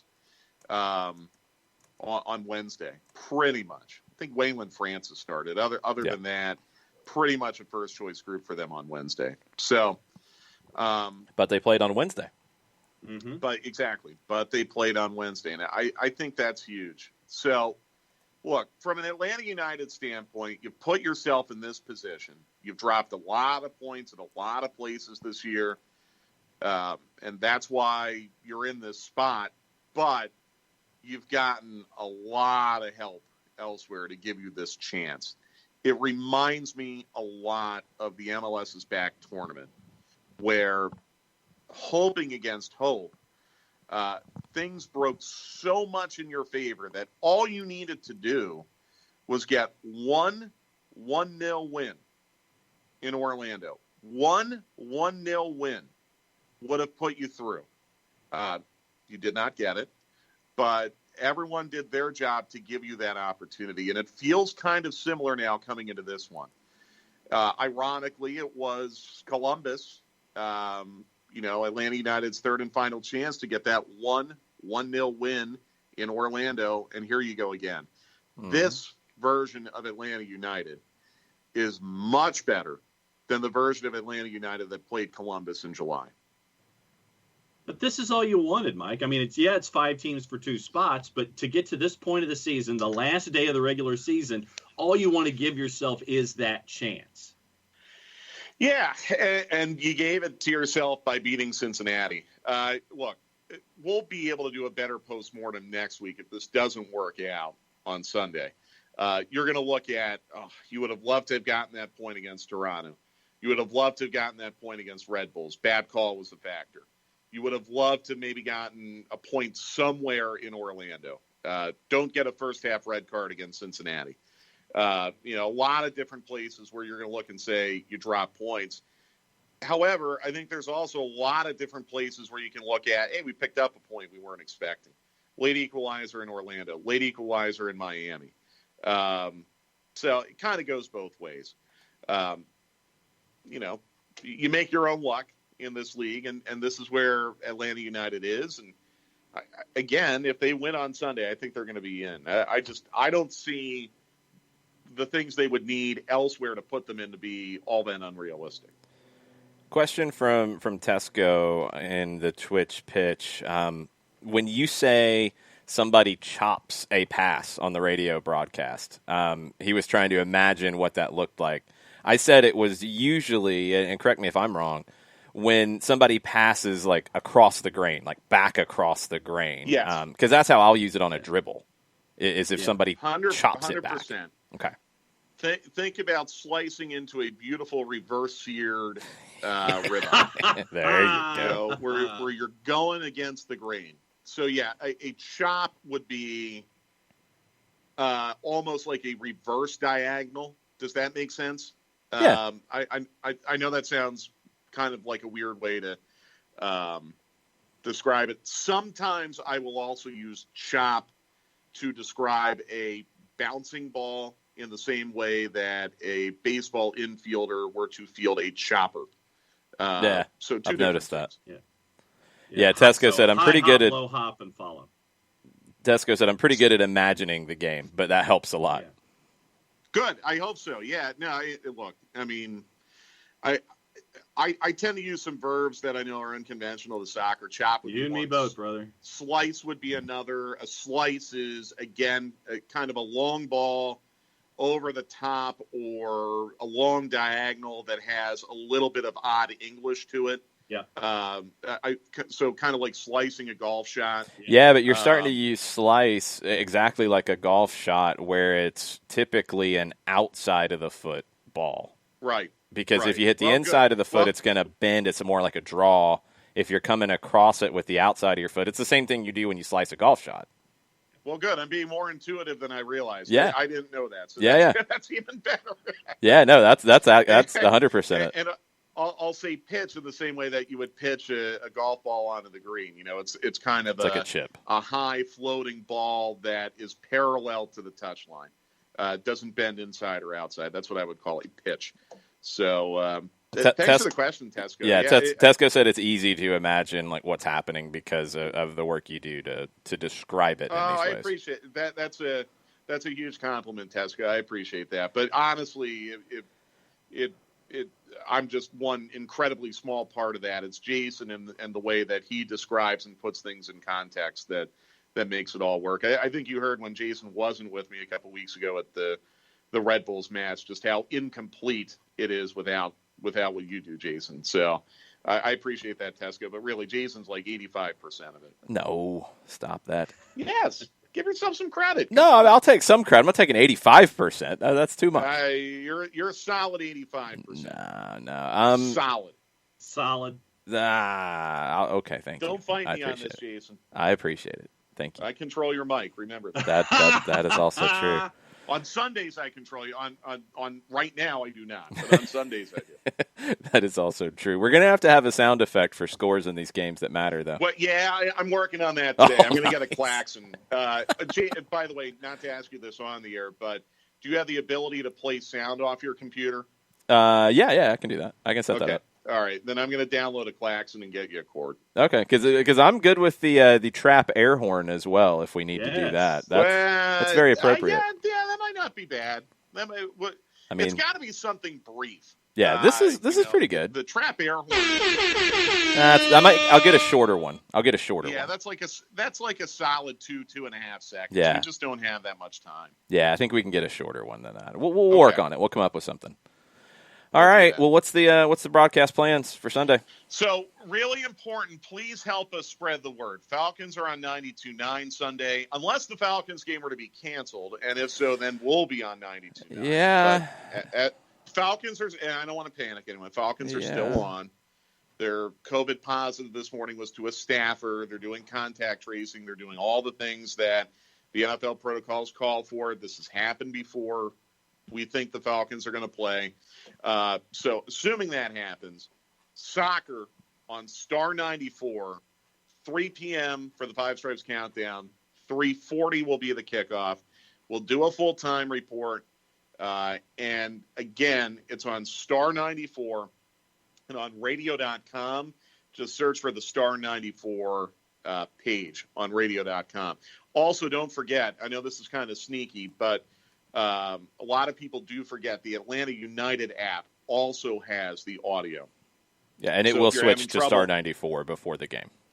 Yeah, it will. Yes, exactly. So if you're having trouble finding us where you usually do, that's always a good option as well, the Atlanta United app. Yeah, we'll blast out the links for you as well ahead of time if you're listening on your computer. Yeah, and guys, if you see it on Twitter, please retweet. We want to try to get that word out as much as possible. Awesome. Well, we will see where this goes. Lots of things before we even get to decision day. I can't wait to hear from Glassy this afternoon, and I believe it's Moreno, and I can't remember who the other one is who's speaking. So could be some good nuggets out of Marietta today. We hope so. We hope so. And I'm looking forward to Sunday, and even if it doesn't go beyond Sunday, it's been a really weird year, but I still really treasure and love these opportunities to tell the story of this club. So, even if it ends on a bummer note on Sunday, it's been a heck of a ride this year. And, we'll have plenty of things to talk about going into the off season. Yeah, we're not going to be short of topics. That's for sure. No, thanks, Mike. See you on Sunday. Okay, guys. See ya. Be good. All right. Make sure you're following him, Mike Conti 929 on Twitter. Go ahead and make sure you're following Doug Robertson, who is at Doug Robertson AJC on Twitter. Let's get Mateo on the job here, getting Doug on the line to join us. Mateo is working. John is typing. John remembered the mute button. Good job, John. Because he types like he has hammers in his hands. It's the craziest thing I've ever heard. Maybe he will not cook like he has hammers in his hands after reading the wonderful book from Kevin from Charlotte. We are hoping for Doug. Yes, we are, because I have Mateo's attaboy ready to send. Well, I'm looking for Doug, and Doug's not showing up. So let's see what's going on He's his prepping. end. He's prepping for Manchester City. He might be. I mean, it's a big game. It'll be before Atlanta plays on Sunday, so you can watch both. Yep. But yes, star 94, star 94, star 94 on Sunday afternoon. Yes, and Doug is unavailable. That is no bueno. No. Let's see here what's going on with Doug. This is not Mateo's fault, I don't believe. Doug is just not even showing up as active. Oh, there he is. Okay. He is back now. Maybe some technical difficulties on his end. Let's try again. There we go. What's Hello? up, Doug? How are you? And my phone never rang. Sorry about that. Oh, no worries. Yeah, it looked like you weren't even on Skype, so now we got it. We're good. All right. So, big game on Sunday. I'm going to ask you the same thing I asked Mike to start it off. Well, outside of everything that affects Atlanta, what is your biggest storyline you're looking for in MLS this weekend on Decision Day? What, outside of the Atlanta situation, has grabbed your attention? Supporter Shield. Philadelphia hosting New England. Toronto goes to Red Bull Arena. How do you think it ends up? Philadelphia. I do too. That's a tough one for Toronto, and I think Philly just takes care of business, so it doesn't matter. And then in the secondary would be who wins the West. Who do you think wins the West? Because I don't know yet. I don't know. I mean, I thought Portland had a pretty good track on it, and then they've kind of spit the bit a little bit. But it's going to be fun. I'm trying to keep an eye on everything at the same time. I don't know how in the world I'm going to do it. I was going to ask how you plan on doing that with all the games going on at 3:30 and at 6:30. How many screens are you going to have up and running? I'll probably have two. I haven't decided if it's going to be Montreal or Chicago on the secondary screen. And then, of course, Atlanta United on the big screen. I will have the 3 games that affect Atlanta up on screens around us in the studio. So much smaller screens for the other 2. But, yeah, they'll be there, so we'll be able to break in with anything that happens. In the West, I mean, once we recover from whatever happens with Atlanta, you're looking at LAFC hosting Portland, and that's on FS1. You're looking at Kansas City going to Real Salt Lake. That's going to be on ESPN+.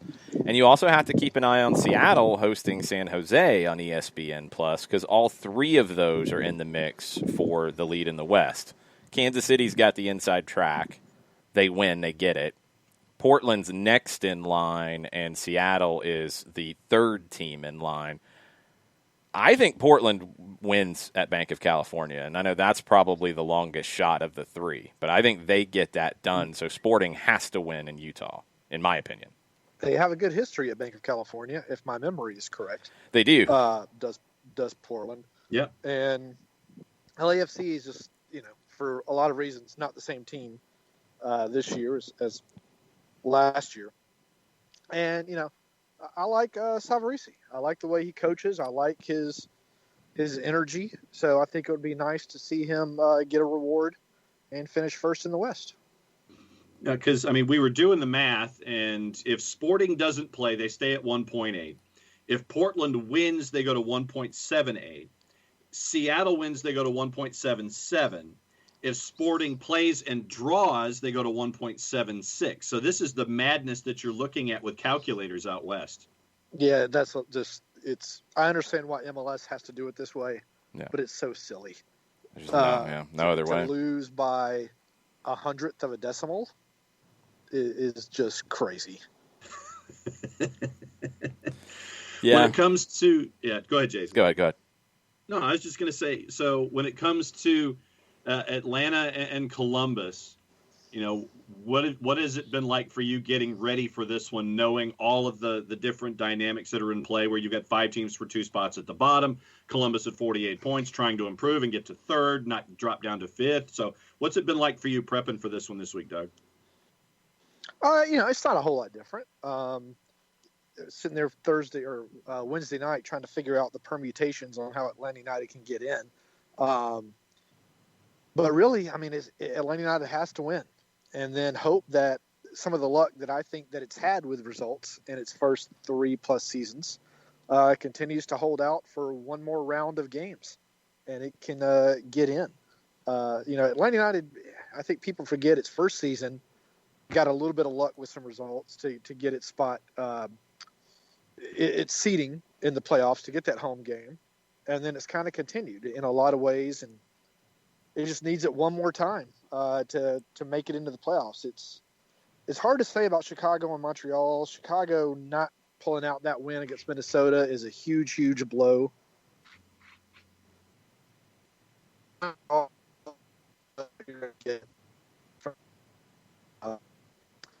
Worry about Inter Miami or DC.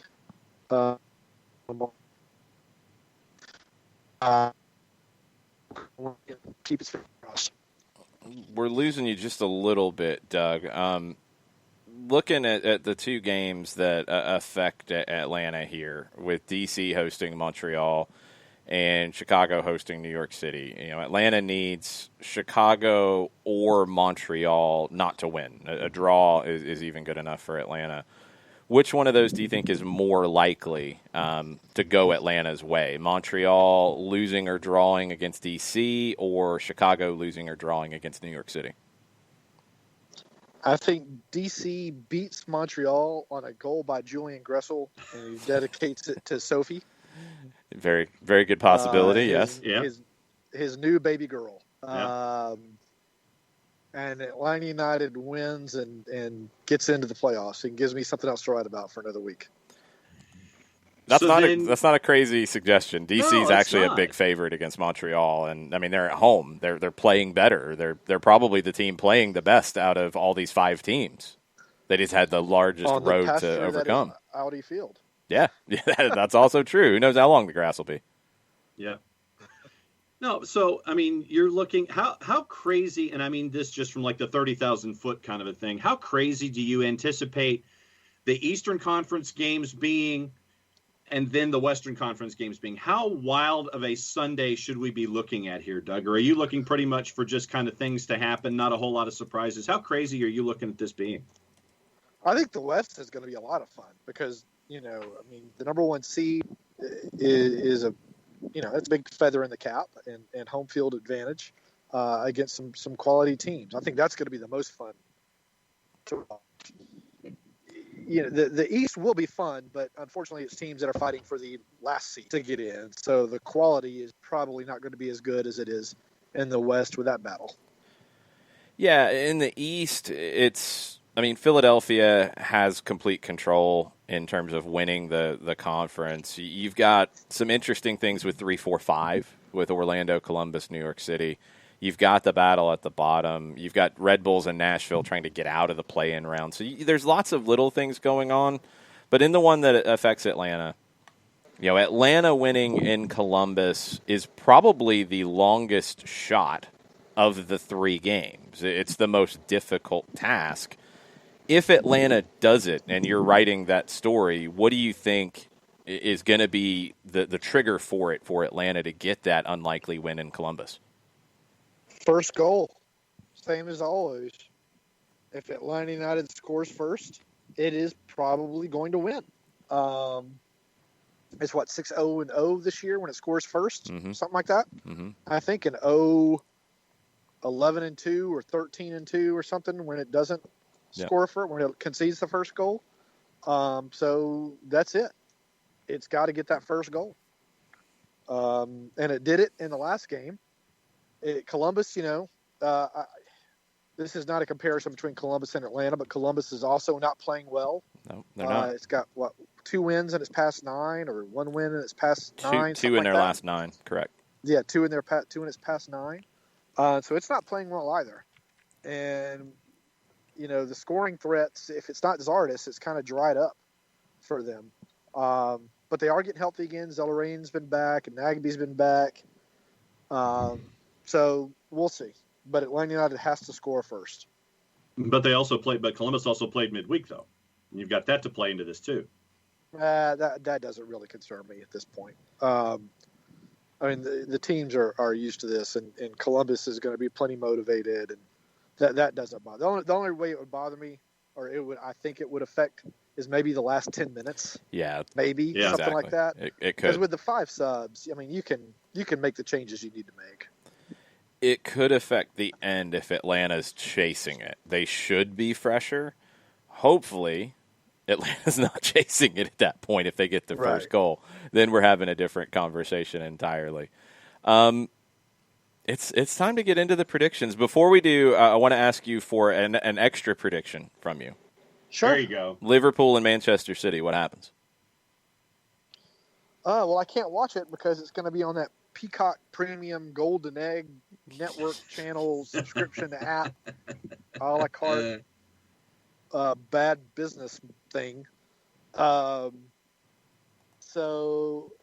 Liverpool is really, really beat up right now, but it's handled Manchester City pretty well in recent memory. So I think it wins again. At the Etihad. Pretty much ends, and this is odd to say, but pretty much ends Manchester City's hope of winning the Premier League. Because it's already, 8 points behind? I think. Something like that, yeah.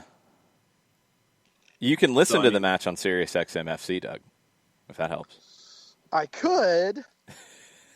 It's on Sirius XM FC. You could listen. I could do that. I'm sensing he doesn't have Sirius XM.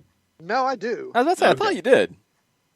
No, I do. It's just not, I don't know. I was checking for you to see if it was on Spanish language. I couldn't remember if anybody had it, but they don't. Better. On Universo? Yeah, they don't. At least it's not listed that way on a live soccer TV. So I tried. I tried to help you out, Doug. I'm sorry. I appreciate it, Jason. No problem. I like that photo of you in your Clayton County soccer days. Clayton County YMCA, back in the day playing at Fort Gillem. Yep. Jason with a full head of black hair and those It's dark brown shorts that I'm familiar with. Oh yeah, everybody wore those shorts. From my days in youth soccer. Yeah, yep. They were horrendous. Yeah, it was bad. I didn't have any of me playing goalkeeper. I was a better goalkeeper at that time. I was good on the field. I started to score goals when I got to 11, 12, and I was forever wanting to score goals and not play in goal. If I had stayed as a goalkeeper, I would have had probably a better future as a soccer player. But Diego Maradona and wanting to score goals. Because I looked like the fifth Beatle as a kid. I just had a giant helmet of hair on my head all the time. Oh, no. I would, I think right after those years is when I went kind of flat top-ish or spiked up. It wasn't even flat top because it was longer, so it was spiky. And yeah, I had some unfortunate hair over my time, and then I lost it, so I just started shaving my head. I always had unfortunate hair, so that's nothing new. Yeah, it's the story of my life. All right. let's get into predictions. This is a big one.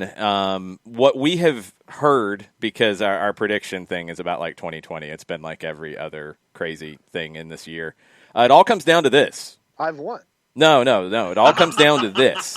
My math is I've won. No, whoever is closest to the actual result gets a trophy on this game. Really? It all comes down to this, just like it does for Atlanta It just United. means This sounds a little more. made up to me. This sounds a little made up to me. No, not at all. This is what happens in 2020. It's all down to the final game of the regular season. Whoever See, comes the closest to the When final result. When I was winning a few games ago, I heard that they just stopped the vote count. So I'm the winner. I know nothing about nothing. All I know is this game decides it. So I'm claiming this one already. yes. So John, what do you think is going to happen in this match?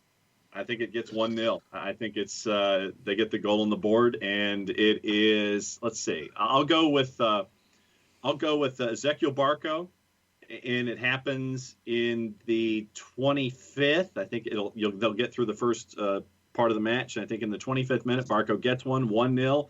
Atlanta United gets the Duke, and they make it to the postseason. 1-0 on a Barco goal in the middle of the first half. I'll take that. Doug, what do you think? Okay, so now we have to do Price is Right rules. Because I was Oh, also not going thinking over? 1-0. So we have to go to the minute. Okay. And Okay. so Fair enough. What happens if they score in the 26th minute? Does John lose, or is it just the closest to within the minute prediction is the winner if the score ends up 1-0? Without going over? Yeah. I think it Yeah, is the closest to the minute. It's not about going over. It's the closest to the minute. Okay. And then if it is for some reason, which would be crazy, but it is 2020, you are equal to the minute in terms of like one of you's under, one of you's over, then and you both got the same goal score, which I don't think Doug is going to predict, so I think that will end up being the difference. If nobody Well, gets now the I have goal to. score. If it's one of the tiebreakers, I have to pick a goal Doug, scorer. you would never pick Barco, though, to score that goal. I know that. Well, I don't think Barco's going to start. So So there you go. I don't.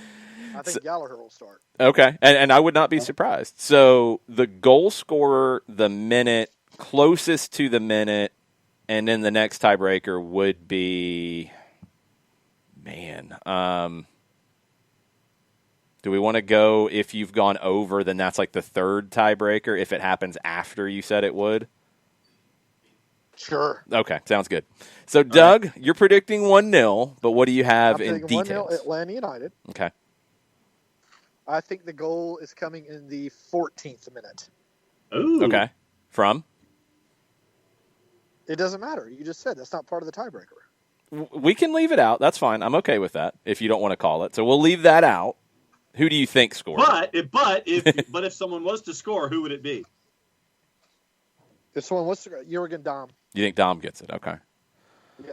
All right. I am not going to pick 1-0 because I don't think it's going to be 1-0. I think it is going to be 2-0 Atlanta United.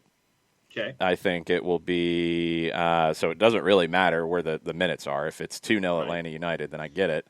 But I'll say that it is a goal in the 36th minute from Adam John. Okay. And irony. Okay. yes, and it is a goal in the 68th minute from Brooks Lennon. Okay. Ooh, wow. That's my two picks. Ricky is saying, who is the assist? That should be the tiebreaker. There you go. Man, we're getting way down into the details. I think we've got enough tie breaks built in. I think we're good. If we have to saw a trophy in half, we'll find a way. That's what we'll do. So 2 1-0s. I got a 2-0. I think, John, because we already went through predictions, that would mean Atlanta gets in for you. And Doug, you think DC wins, so that would mean Atlanta gets in for you. Yep. So Here's the other tiebreaker. Okay. Who is the other team in the East to get into the playoffs? Who are the bottom two? If Atlanta's one? Yeah, who are the last? Yep. Who's the other? That's a good one. So, Let's see. John, what do you think?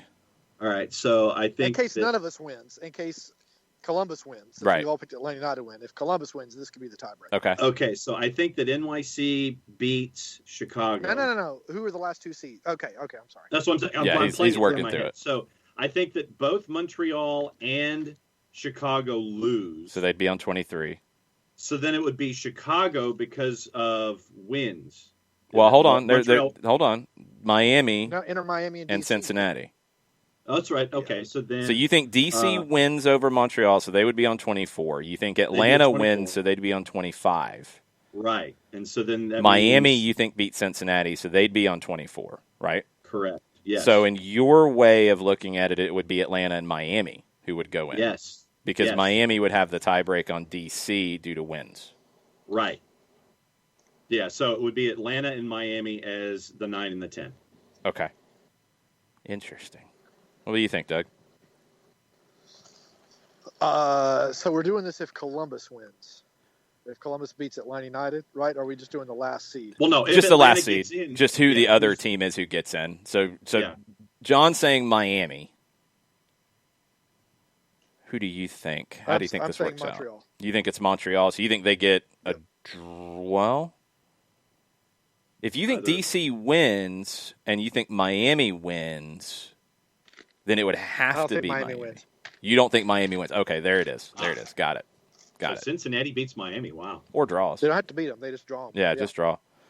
So that would be Montreal. That is well. No, that'd be DC because DC would beat Montreal. You had that right. I could change my mind for the purposes of this exercise. I'm saying Montreal. So you think Montreal gets a draw because that would be enough for them. Yeah. I think it is Atlanta and Chicago because I think Okay. I think DC beats. Let me make sure that's right. Actually, no, that wouldn't be true. Because No, Chicago beats. it if could Chicago be. wins, Yeah, it could be. It outpaces DC. Yeah, I don't think they win though. I think they draw. So then Chicago that would go be to Atlanta 24. and DC. Because DC would go to 24, but DC would have more wins. So yeah, I think it's Atlanta Yeah. and DC. The results that I have, that's what I think it is. So we've all got somebody All right. different getting in. Okay, so that's good. Okay. Man. All right, what else do you have between now and Sunday at the AJC, Doug? Well, we're talking with Stephen Glass and Marcelino Moreno, and I think Brooks Lynn. I think it is Brooks. because God bless him, he'll just go to the well for the team every other week, which is nice. So whatever they happen to say, I'm hoping that Marino will be a little more expansive than he was in his first interview, and just talk about his adjustment to MLS and the team and how he thinks he's doing and things like that. And I'll write that for Saturday, and then Sunday will be kind of the scene setter as to you can wash away a whole lot of bad memories from this season if they can win and hope one more result goes its way. Making the playoffs makes everything just a little bit better kind of story. That's true. It always does if you can pull that off. And then we'll have a little Southern Fried Soccer at some point after everything shakes down. I have no idea what time because there's no telling how all this goes. But, yes, we will talk at some point. All right. All right. Thanks, Doug. Appreciate it. Be good, Doug. All right. See you guys. Bye-bye. All right. All right.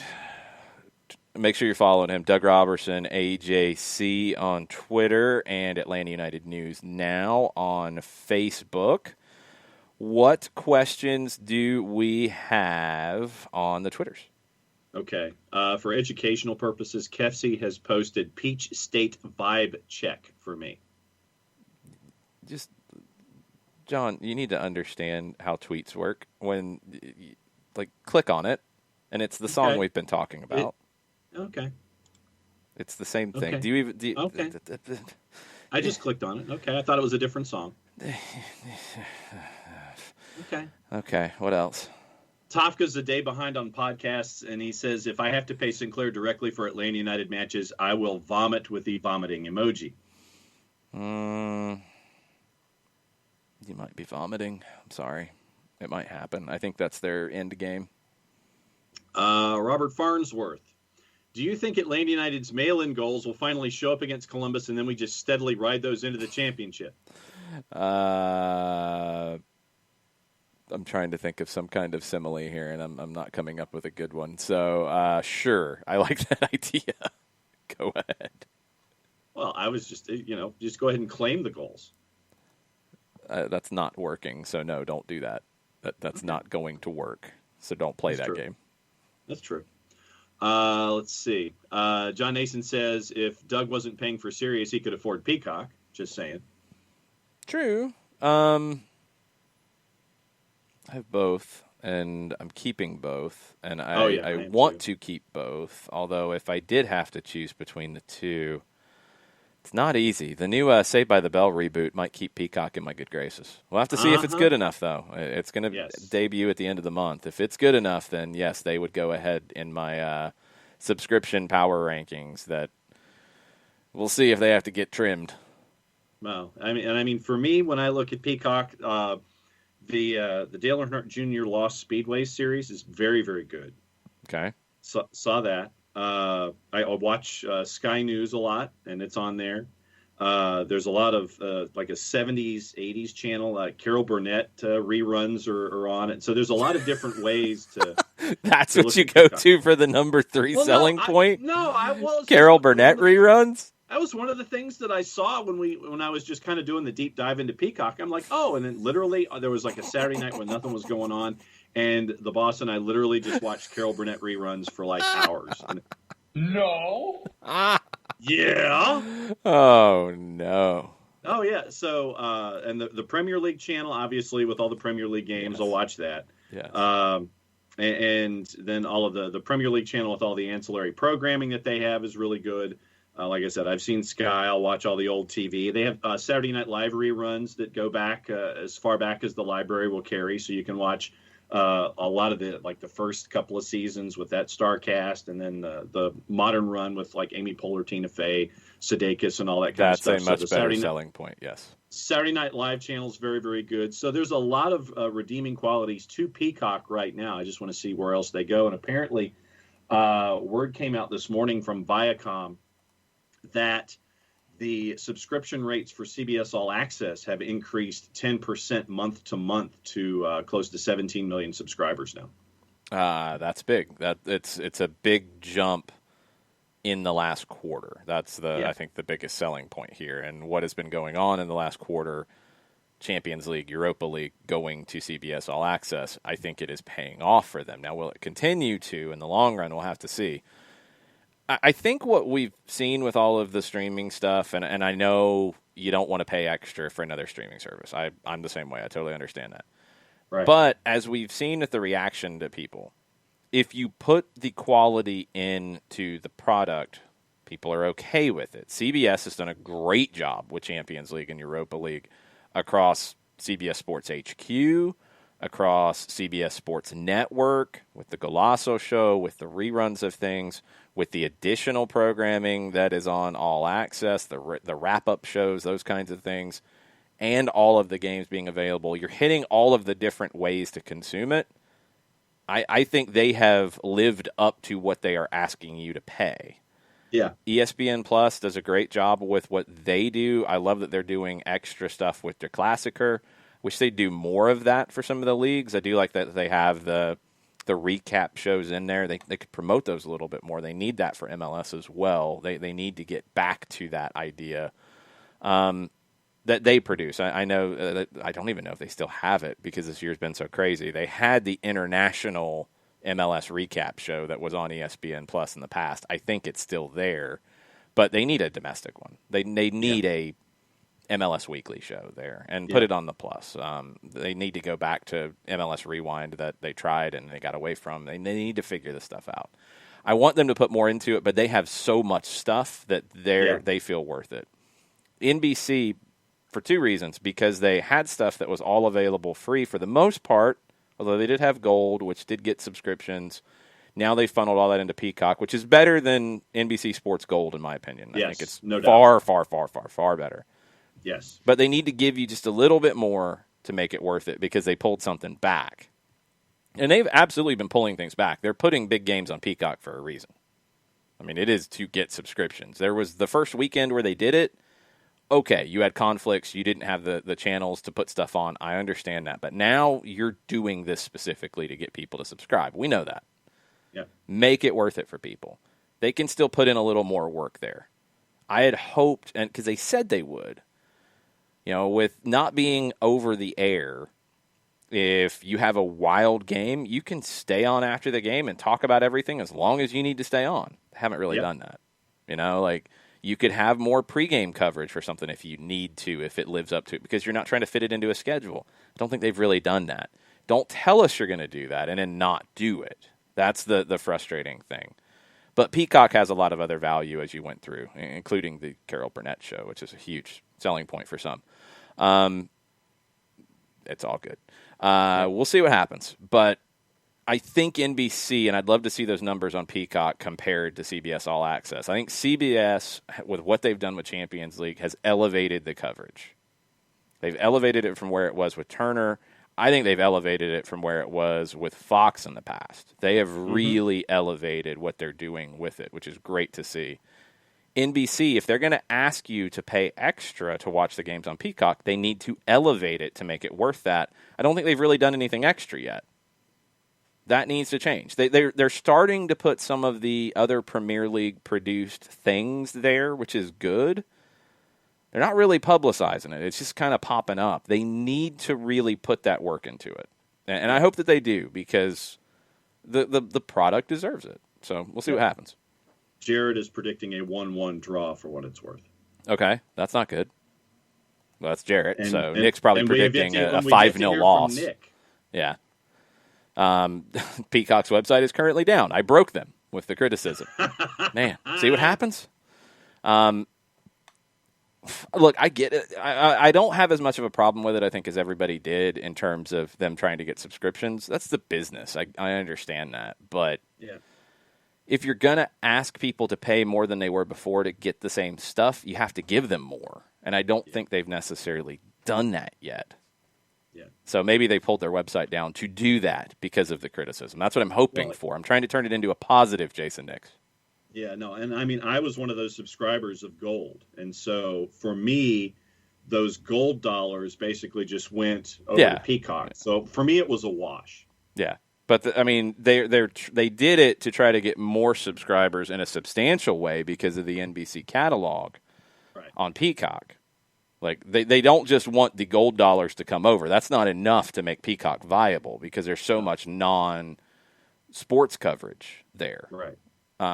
They've got to really increase it. So just asking the sports money to come over, and mostly the Premier League money to come over, that's not enough.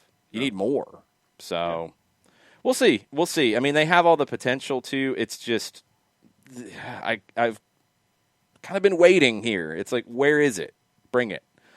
Burned says, I still think EPL on cable TV over a span of 10 years, plus FIFA, the video game, I'm assuming, have contributed a lot to the growth of the soccer watching public in the U.S. Not having that will have an effect in the long term. I don't know if it has. I don't know if it will now. I think we've crossed the threshold with it, Burned. And I'll include World Cup coverage too, because I think the World Cup has been critical over the last decade. I'll go back to 2010, where there was excitement in watching the World Cup. We did viewing parties at a local bar in Virginia, Highland Diesel, and we did fundraisers for soccer in the streets, and they did well.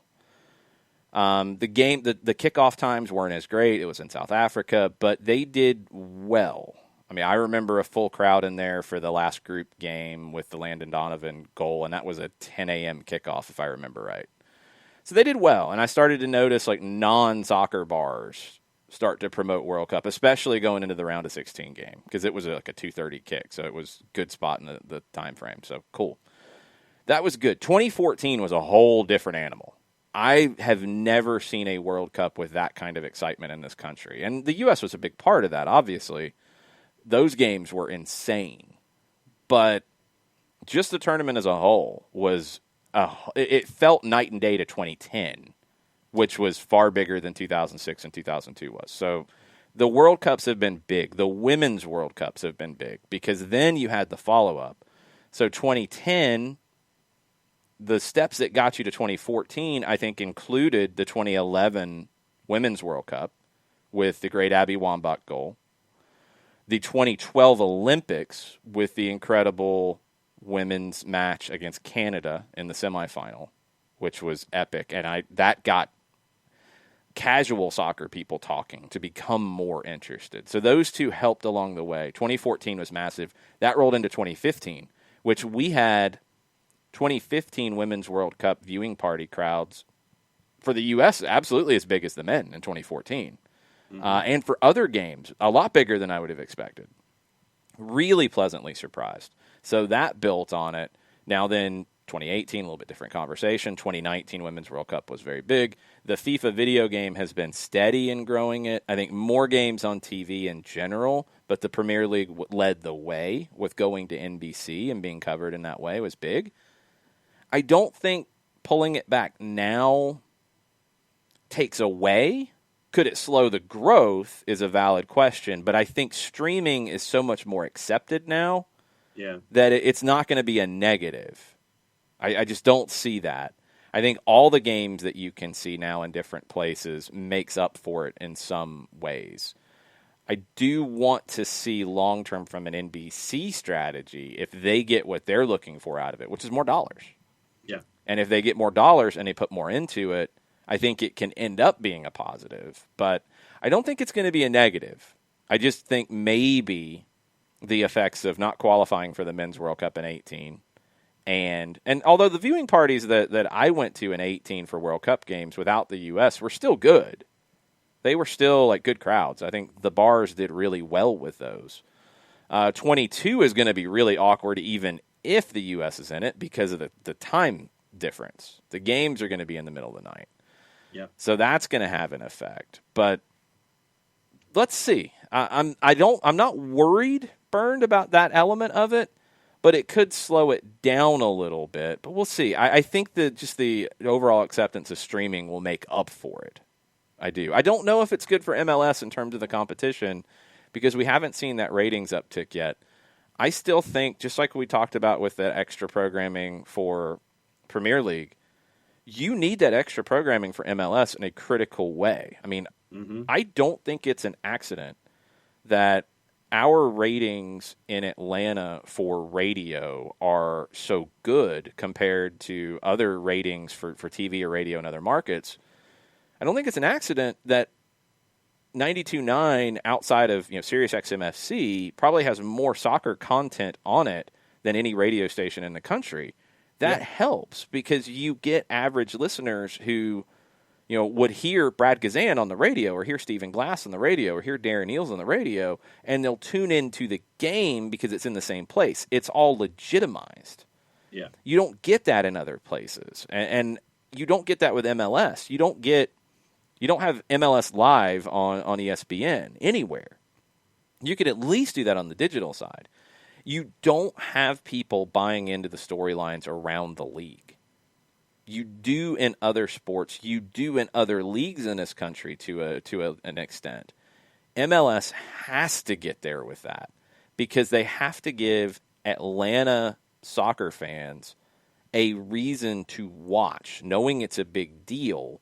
Now, in this case, you're not going to watch the 3:30 games, but that 6:30 game with Portland and LAFC, Atlanta soccer fans here need to know that's a big deal, just like soccer fans in Tampa Bay, just like soccer fans in New Orleans, just like soccer fans in, Hartford need to know that's a big deal, and I'm going to watch that on FS1. That hasn't happened yet. MLS has to take better advantage of it. It could be a positive with NBC pulling more games back behind streaming and MLS with the ability to take some of that space. They've got to put the auxiliary programming around it to tell the stories. It has to happen. It just has to happen. And that's one of my biggest complaints is MLS and soccer in this country in general are not talked about in the same ways that other sports are, and it's not talked about in the same ways that soccer and the domestic leagues are talked about in other countries. On both fronts, MLS and American soccer have work to do, and it's just got to continue to grow. Nick is predicting 2-1 Columbus. I know that surprises people. I'm shocked. Breaking news sounder, please. All right. Un momento.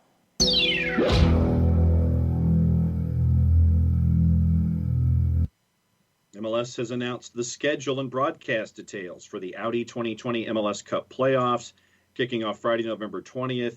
MLS Cup is Saturday, December 12th at 8 p.m. Eastern, live on Fox, Unimas, TSN, and TVA. All 17 games of the expanded postseason broadcast nationally in the U.S.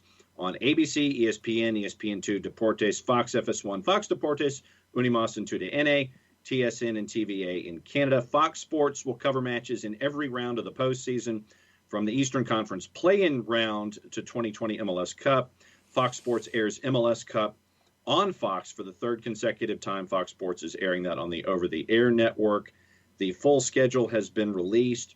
Friday, November 20, 2 games at 6:30 will be on FS1, Fox Deportes, TSN. The 8:30 game is on ESPN2. Eastern and Western Conference round 1, and this is 8 games on Saturday, November 21st. The 12 and the 3 are TUDN games and Unimas doubleheaders. Sunday, FS1 at 4, ESPN for 7:30 and 10 o'clock, and the schedule continues from there. The biggest news out of all of this is ABC will be broadcasting one of the Eastern Western Conference semifinals on the 29th, and on December 6th, they will broadcast the Eastern Conference final at 3 o'clock Eastern time. All right. So those are all published now. ABC getting some playoff games is very big. The final on Fox we knew about. They were able to maintain that. So good stuff here. We'll see how it works out. I mean, it's compressed. It's going to be a challenge with COVID. They're going to have to figure that out. You don't want to see games at the MLS level thrown out because of COVID. That is something you're going to have to figure out. You're really going to have to figure that out, as we've seen with Sporting with a positive test coming into this. I do think you're going to have to consider what we've seen in leagues in Europe, where it's not such a high bar of, if you have a second positive test right now in MLS, the games are getting postponed. There's nowhere to postpone them. This is a tight schedule. There's nowhere to put them. So if you have players who are clear, are they just going to play? I don't know. I don't have the answer. I don't know. Are you going to go into like a local bubble, which is what I think you should probably do while you're in the postseason, if that means putting the players up in a hotel and isolating them? That's probably the safest thing to do. But the fact that they haven't talked about that coming into this time where you could actually do a sort of quarantine during the international break leads you to think they're not going to do it, which increases the risk, because as we're seeing, there are more positives than ever before. So I don't know. I don't know. We just saw it with USL. I wonder what MLS is going to do to avoid what happened in the USL Championship and USL League One. And I just don't have the answer to that. They haven't announced anything, to be fair. They haven't announced anything about Raul Ruidiaz coming back from Peruvian national team duty, other players coming back from national team duty who are supposed to miss 10 days once they return into the country, according to MLS rules. Is that not a rule anymore? I know it's been talked about that it's not going to happen. I don't think it can happen, because you can't make Seattle play shorthanded over that kind of rule if he tests negative and everything's fine. But there hasn't been any clarification, and that's a problem. So I don't know how it's going to go. I am crossing my fingers and my toes that everything works out well, but it is going to take massive efforts for that to end up being the case. We'll just have to wait and see. Okay, final comments on the Twitch pitch. Do we have anything on Twitter to wrap up Nope, with? we're caught up. We're caught up on the Twitters. Jason Nix recommends the show. I believe it's on Peacock, AP Bio. Yes. Glenn Howerton yeah. Vehicle. Yeah. I have not watched it. I've seen the previews that they've shown over and over and over and over and over and over and over and over and over and over again on soccer coverage I've watched on Peacock. They really need to work some more promos into things. It does look entertaining. I just haven't watched it yet, Nick, so I'll have to check that one out.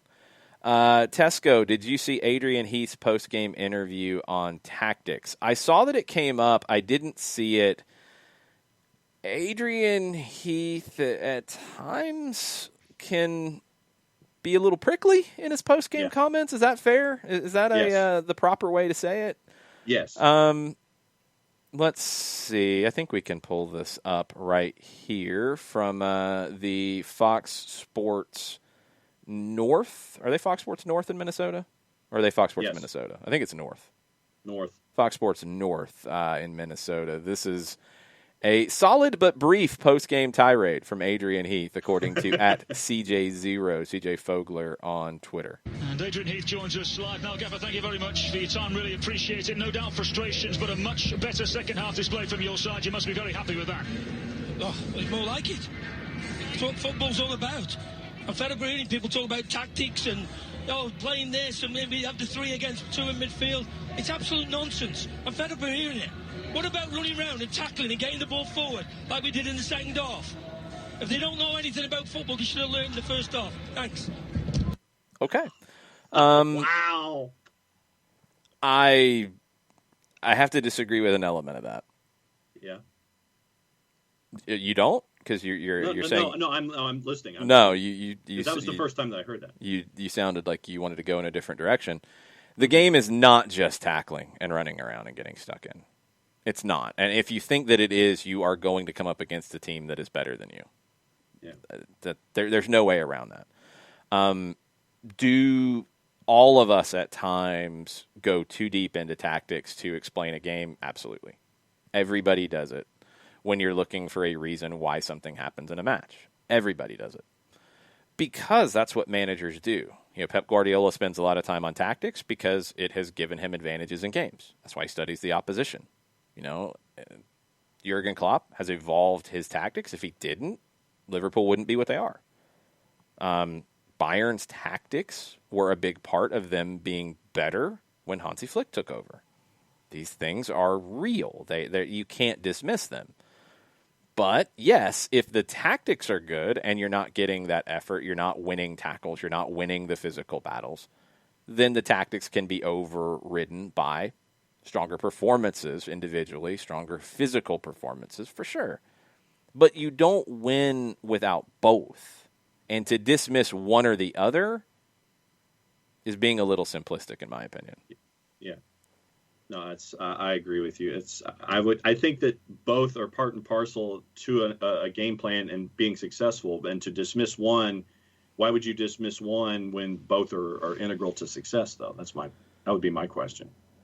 Because I think the people who dismiss one or the other maybe have deficiencies in those or are tired of being questioned about it. Heath went on to say in the press conference, everybody knows what tactics are. I think with Chris Wilder recently it was said, I'm fed up with teams beating us, then everybody talks about the tactics. They never talk about how people want to run, how people want to fight, how people want to play the right ball and get out of your comfort zone. That can go towards a tactical situation, though. And if we do that, we're okay. As we proved the second half, I thought some of our play was excellent in the second half, but it shouldn't need me to be irate and as emotional as I was at halftime to get that type of reaction. So let's go back and figure out why Adrian Heath would be talking about this. The first half, Minnesota was flat. Mm-hmm. Tactics weren't the issue. They were flat. They didn't do the things they needed to do. Period. They didn't do the things they needed to do to win. Second half, they fought, which can bridge the gaps, absolutely. And they got a result out of the game. They should have got a win. They didn't because of the first half not being good enough. Chris Wilder can't really play that card because last year everybody talked about tactics with him, about 3-5-2. It's so different. Everybody's having problems with it. Look what he's doing. This is so unique. Blah, blah. It's a different way of playing. And now it's not working as well. So you can't ride that train when it's going well and then say, I don't want to talk about tactics now when it's not going well. You can't do that. Right. That's not fair either. I think in our coverage on broadcast, and in a broadcast situation and in a breaking it down situation, it is two different animals in a lot of ways. But in our situation in broadcast, I think, it's something that I do keep in mind. You have to talk about the fight and the effort and the individual battles. I think we focus a lot on the individual battles. And we focus a lot on, like we talked about earlier, with Jurgen Damm and Brooks Lennon against Columbus's left side. That feels like an advantage. Is that tactical? Yeah, there's tactics to that. But it's also down to the individuals and their characteristics, and they have to win that side of the field. It's both, because they're interconnected. Right. You can't say one is more important than the other, or one exists and the other doesn't. You have to have both. You can have the right tactical plan, but if you don't win the individual battles, it doesn't work. If you have a tactical plan that ignores a team's advantage in a certain area on the physical side or in the work rate side, you're not doing your job in creating your tactics for the match. They are interconnected. If you create tactics and you want to play speed, you want to play fast, you want to use speed to break down the opposition, but you don't have speed, then you have bad tactics. Like they go hand in hand. So to say that one doesn't matter and one does is incorrect, completely, in my opinion. Yeah, and that was why I'd always viewed them as being interconnected. And so why talk about one? If you've got one and you don't have the other, then it's only half of the conversation that you need to have. You got to talk about both, in my opinion. Okay, we're going to finish up on the Twitch pitch because we've got a lot of different conversations going at the moment. Going back to the access to TV and stuff, Byrne says, remember in other countries, South America, Mexico, Asia, Europe, etc., you always see talk about soccer on TV. U.S. doesn't have that. That's the void the EPL filled to an extent, but I don't think it bridges the gap. I think you need what NBCSN had, because if the thing that's different, and this is the thing that American soccer hasn't filled, period, is if you were there for the match, if you went to watch the Premier League match and they had a post-game show that went on for an hour and talked about the league, okay, cool. If you didn't go for the match to watch that match there, you weren't going for the conversation after. You don't have that separate conversation. You don't have the super football show that's on TIC right now where they're talking about what's going on in Argentina, worldwide. You don't have those things. You have First Take, which is talking about everything but soccer. You have Speak for Yourself, that's talking about everything but soccer. You have The Herd, that's talking about everything but soccer. You have all those shows that are talking about all the other sports. You don't have the soccer shows that are talking about all the soccer. And you don't have the soccer shows that are talking about all the American soccer. They're just not there. So I don't know if losing the Premier League conversation changes that in a big way. We'll see. Yeah. We'll see. I do agree with some of the comments here, too, that people are more willing to go and look for it. And I think in the soccer world, people are far more willing to go and look for this content. So if it's streaming, if it's available in Twitch, if it's available on YouTube, if it's available on podcasts, soccer people are kind of conditioned to do that in this country. Should they have to? No, but if the ratings aren't there to justify it, then yes. I mean, that's real. It's a business decision. Yeah. It just is. But as Kefsey says, you are getting more and more people who do crossover. The NBA, the crossover between basketball and soccer fans is probably greater than any other combination of sports for soccer. So to be in places where the NBA is a good thing, but you got to get there, and you've got to show that the business justifies it. Yeah, with NBCSN, they have all of the linear programming, the Goal Zone, the Download, all those other programs that are attached to the Premier League programming, but it's all in a line. It's all it's like games over, days over, Goal Zone. And then it's all in that same time frame. They don't do a standalone. They don't pull something out of the schedule or do an adjunct and put it a couple days later, or air it on a Friday, or air it on the day before the first match of the Premier League schedule, or something like that. They don't have those standalone programs that can either lead you in or pull you out of a weekend on any of the NBC properties. Yeah, I mean, they don't. They haven't. They also don't have a Sports Center kind of program in general to have that for anything, right? Let alone for a soccer-specific one. Look, it comes down to this. I mean, if the ratings continue to grow, somebody will take a chance on putting personalities in those situations to be that person.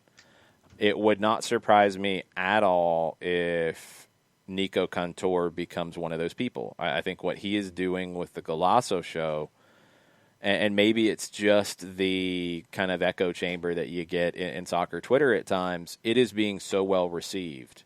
And it's different for how American or soccer in America is being presented. It's not American soccer, but how it's being presented. It's fun. It's got a Latin vibe to it. It's not stodgy. It's not pushing people away who might not get into some of the terminology. It is just a fun watch. Yeah. That is how American soccer needs to be presented. It doesn't need to be treated as something different. NBA doesn't treat, their coverage of things as we are elite, we are different, we don't talk like the NFL people do. No, they have fun. I mean, the Jump is a great program on ESPN. I've watched it many times. I'm not a hardcore NBA fan, but I've watched it because it's a fun show. Yeah. It's a fun watch. American soccer can be fun. It doesn't have to be cynical. It doesn't have to be negative. It doesn't have to be all of the things that I think you associate with it. And I know that non-soccer fans associate with it because they've told me. Like, it doesn't have to be that way. It doesn't have to be off-putting. Embrace it. What Nico's doing with the Golasso show is massive for the game. And it's on CBS Sports Network, which, yes, isn't the biggest network right now. But that's a starting point. American soccer has to turn more to that kind of coverage than what it's done in the past. That will bring more people into the tent. That will grow it. That will create opportunities for more. It has to be fun. J-Dub mentions inside the NBA, the pre and post with Shaq, with Barkley, with Ernie Johnson, with Kenny Smith. It's fun. Yep. Can you tell me in American soccer, whether it is MLS, whether it is World Cup, World Cup's the closest, and I think 2014 got the closest from ESPN to this vibe. But can you tell me where it's felt fun around games, where we're celebrating it in a big way, where it's just fun? It doesn't have that enough. We get it for some of the big events occasionally, but we need it for MLS. It doesn't need to be, what player's going to leave? Well, this and, it's not as good as the Premier League. Well, it doesn't need to be that. It needs to be, look at this goal. Look at this tackle. Look at this crazy moment where the goalkeeper crashed into the post. Look at this drama. Look at Adrian Heath yelling at everybody. Look at this. Look at this conversation. Let's get into the controversy of Nani's tackle. Let's do this. Not this cynical, negative. It drags soccer people down, and if you're not engaged in it, you don't want to watch. Let's change that vibe, please. Sorry, I kicked the soapbox to the trash now. My bad. You're right on. No, you're absolutely spot on. So, no, go for it, dude. It's the presentation. It's got to change. Burned, getting close to wrapping us up. I agree that an existing soccer fan will look for content, but I'm talking about new fans, particularly children. Of course, Mexican Americans and other immigrants will look for soccer, and they'll have it over the air, too. That's also a big factor because of Univision, because of Telemundo, because of TUDN. Those things will have so much in Spanish. And their ratings have gone up for non-Spanish speakers as well, which is another factor to all this, which is really fascinating. Byrne says, but to gain a bigger base, you have to attract others as well. That's what the EPL did. I don't know if it did. I really don't. That would be a really interesting question. Let me be fair. I think it did to a small number. It didn't like a World Cup does. Right. And I don't know if it had the effect that maybe NBC would have hoped that it did. You had some good ratings, but not like mind-blowing World Cup kind of ratings. You didn't have any of that from the EPL. You had some good ones. The regular time slot also helped. I totally agree. And that's something that I think ESPN is jumping on with Serie A. And I think they need to with Bundesliga. You get your Klassiker. Now, I know you're trying to grow the ESPN Plus subscriptions, and you need to do that. But you get these big games, and you can air them. That game's not at a time where you can air it outside of college football, so okay. But in the rematch in the spring where you don't have college football, having that game on ESPN as a 12 o'clock kick, that will help. Regular time slots are massive. Really, really important. Ricky says, does Banter still exist? The digital show, they kind of moved the Rewind show to Banter, which was on Twitter, and then kind of went to other places. I think it does. I'm honestly not 100%, which is not a good thing. Yeah. Because it's not really promoted in a normal way. It would air before a game that ESPN would have. So don't pound your keyboard. It doesn't matter because they're not putting it in like a Wednesday at 8 o'clock slot. It is just whenever they have a game, they throw it on. It needs to be outside of game coverage. We need more conversation outside of game coverage.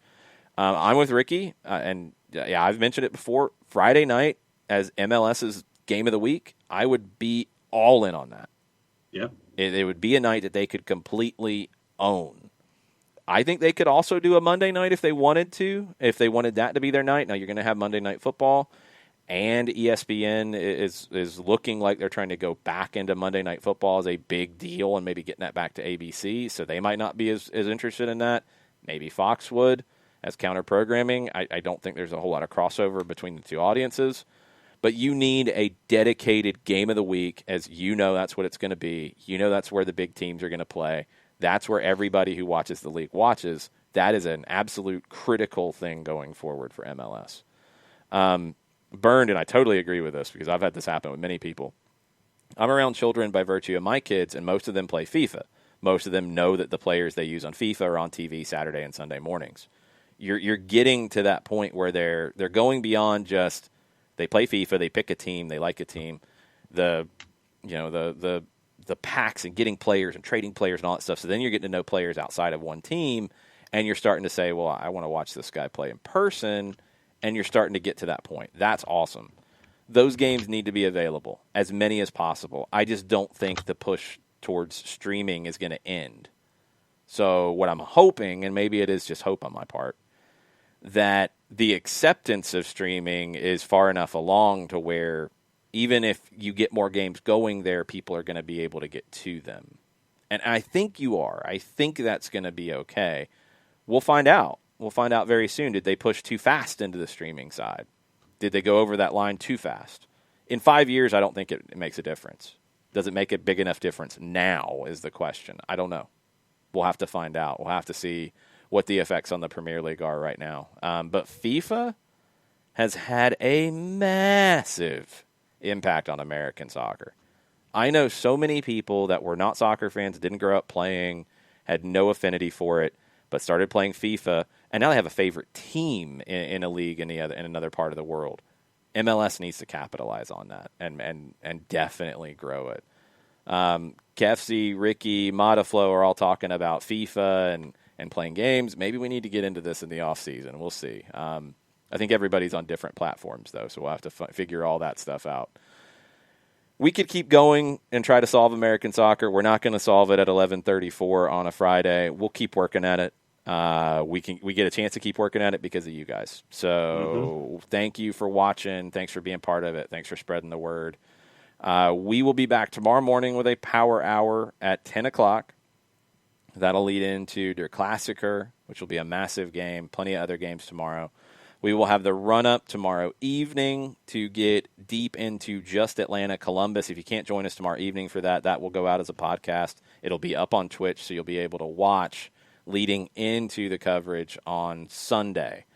Sunday, we're on the air at 3 for Five Stripes Countdown on Star 94. Make sure it's Star 94 on your radio or on yourradio.com. The Atlanta United app will have that already preset for you if you need to go there. So 3 o'clock for radio coverage to start, 3:40 kick Full-time report will recap everything. We will be keeping you up to date on all the other games. If you don't have other screens up, we'll be keeping you posted. And then we'll probably collapse at the end of it because it's going to be a stressful day on Sunday. So we'll be back for an Overreaction Monday to talk about all of it. So thanks for hanging out. We'll be back in the morning for Power Hour. Mucho platio. Mucho platio.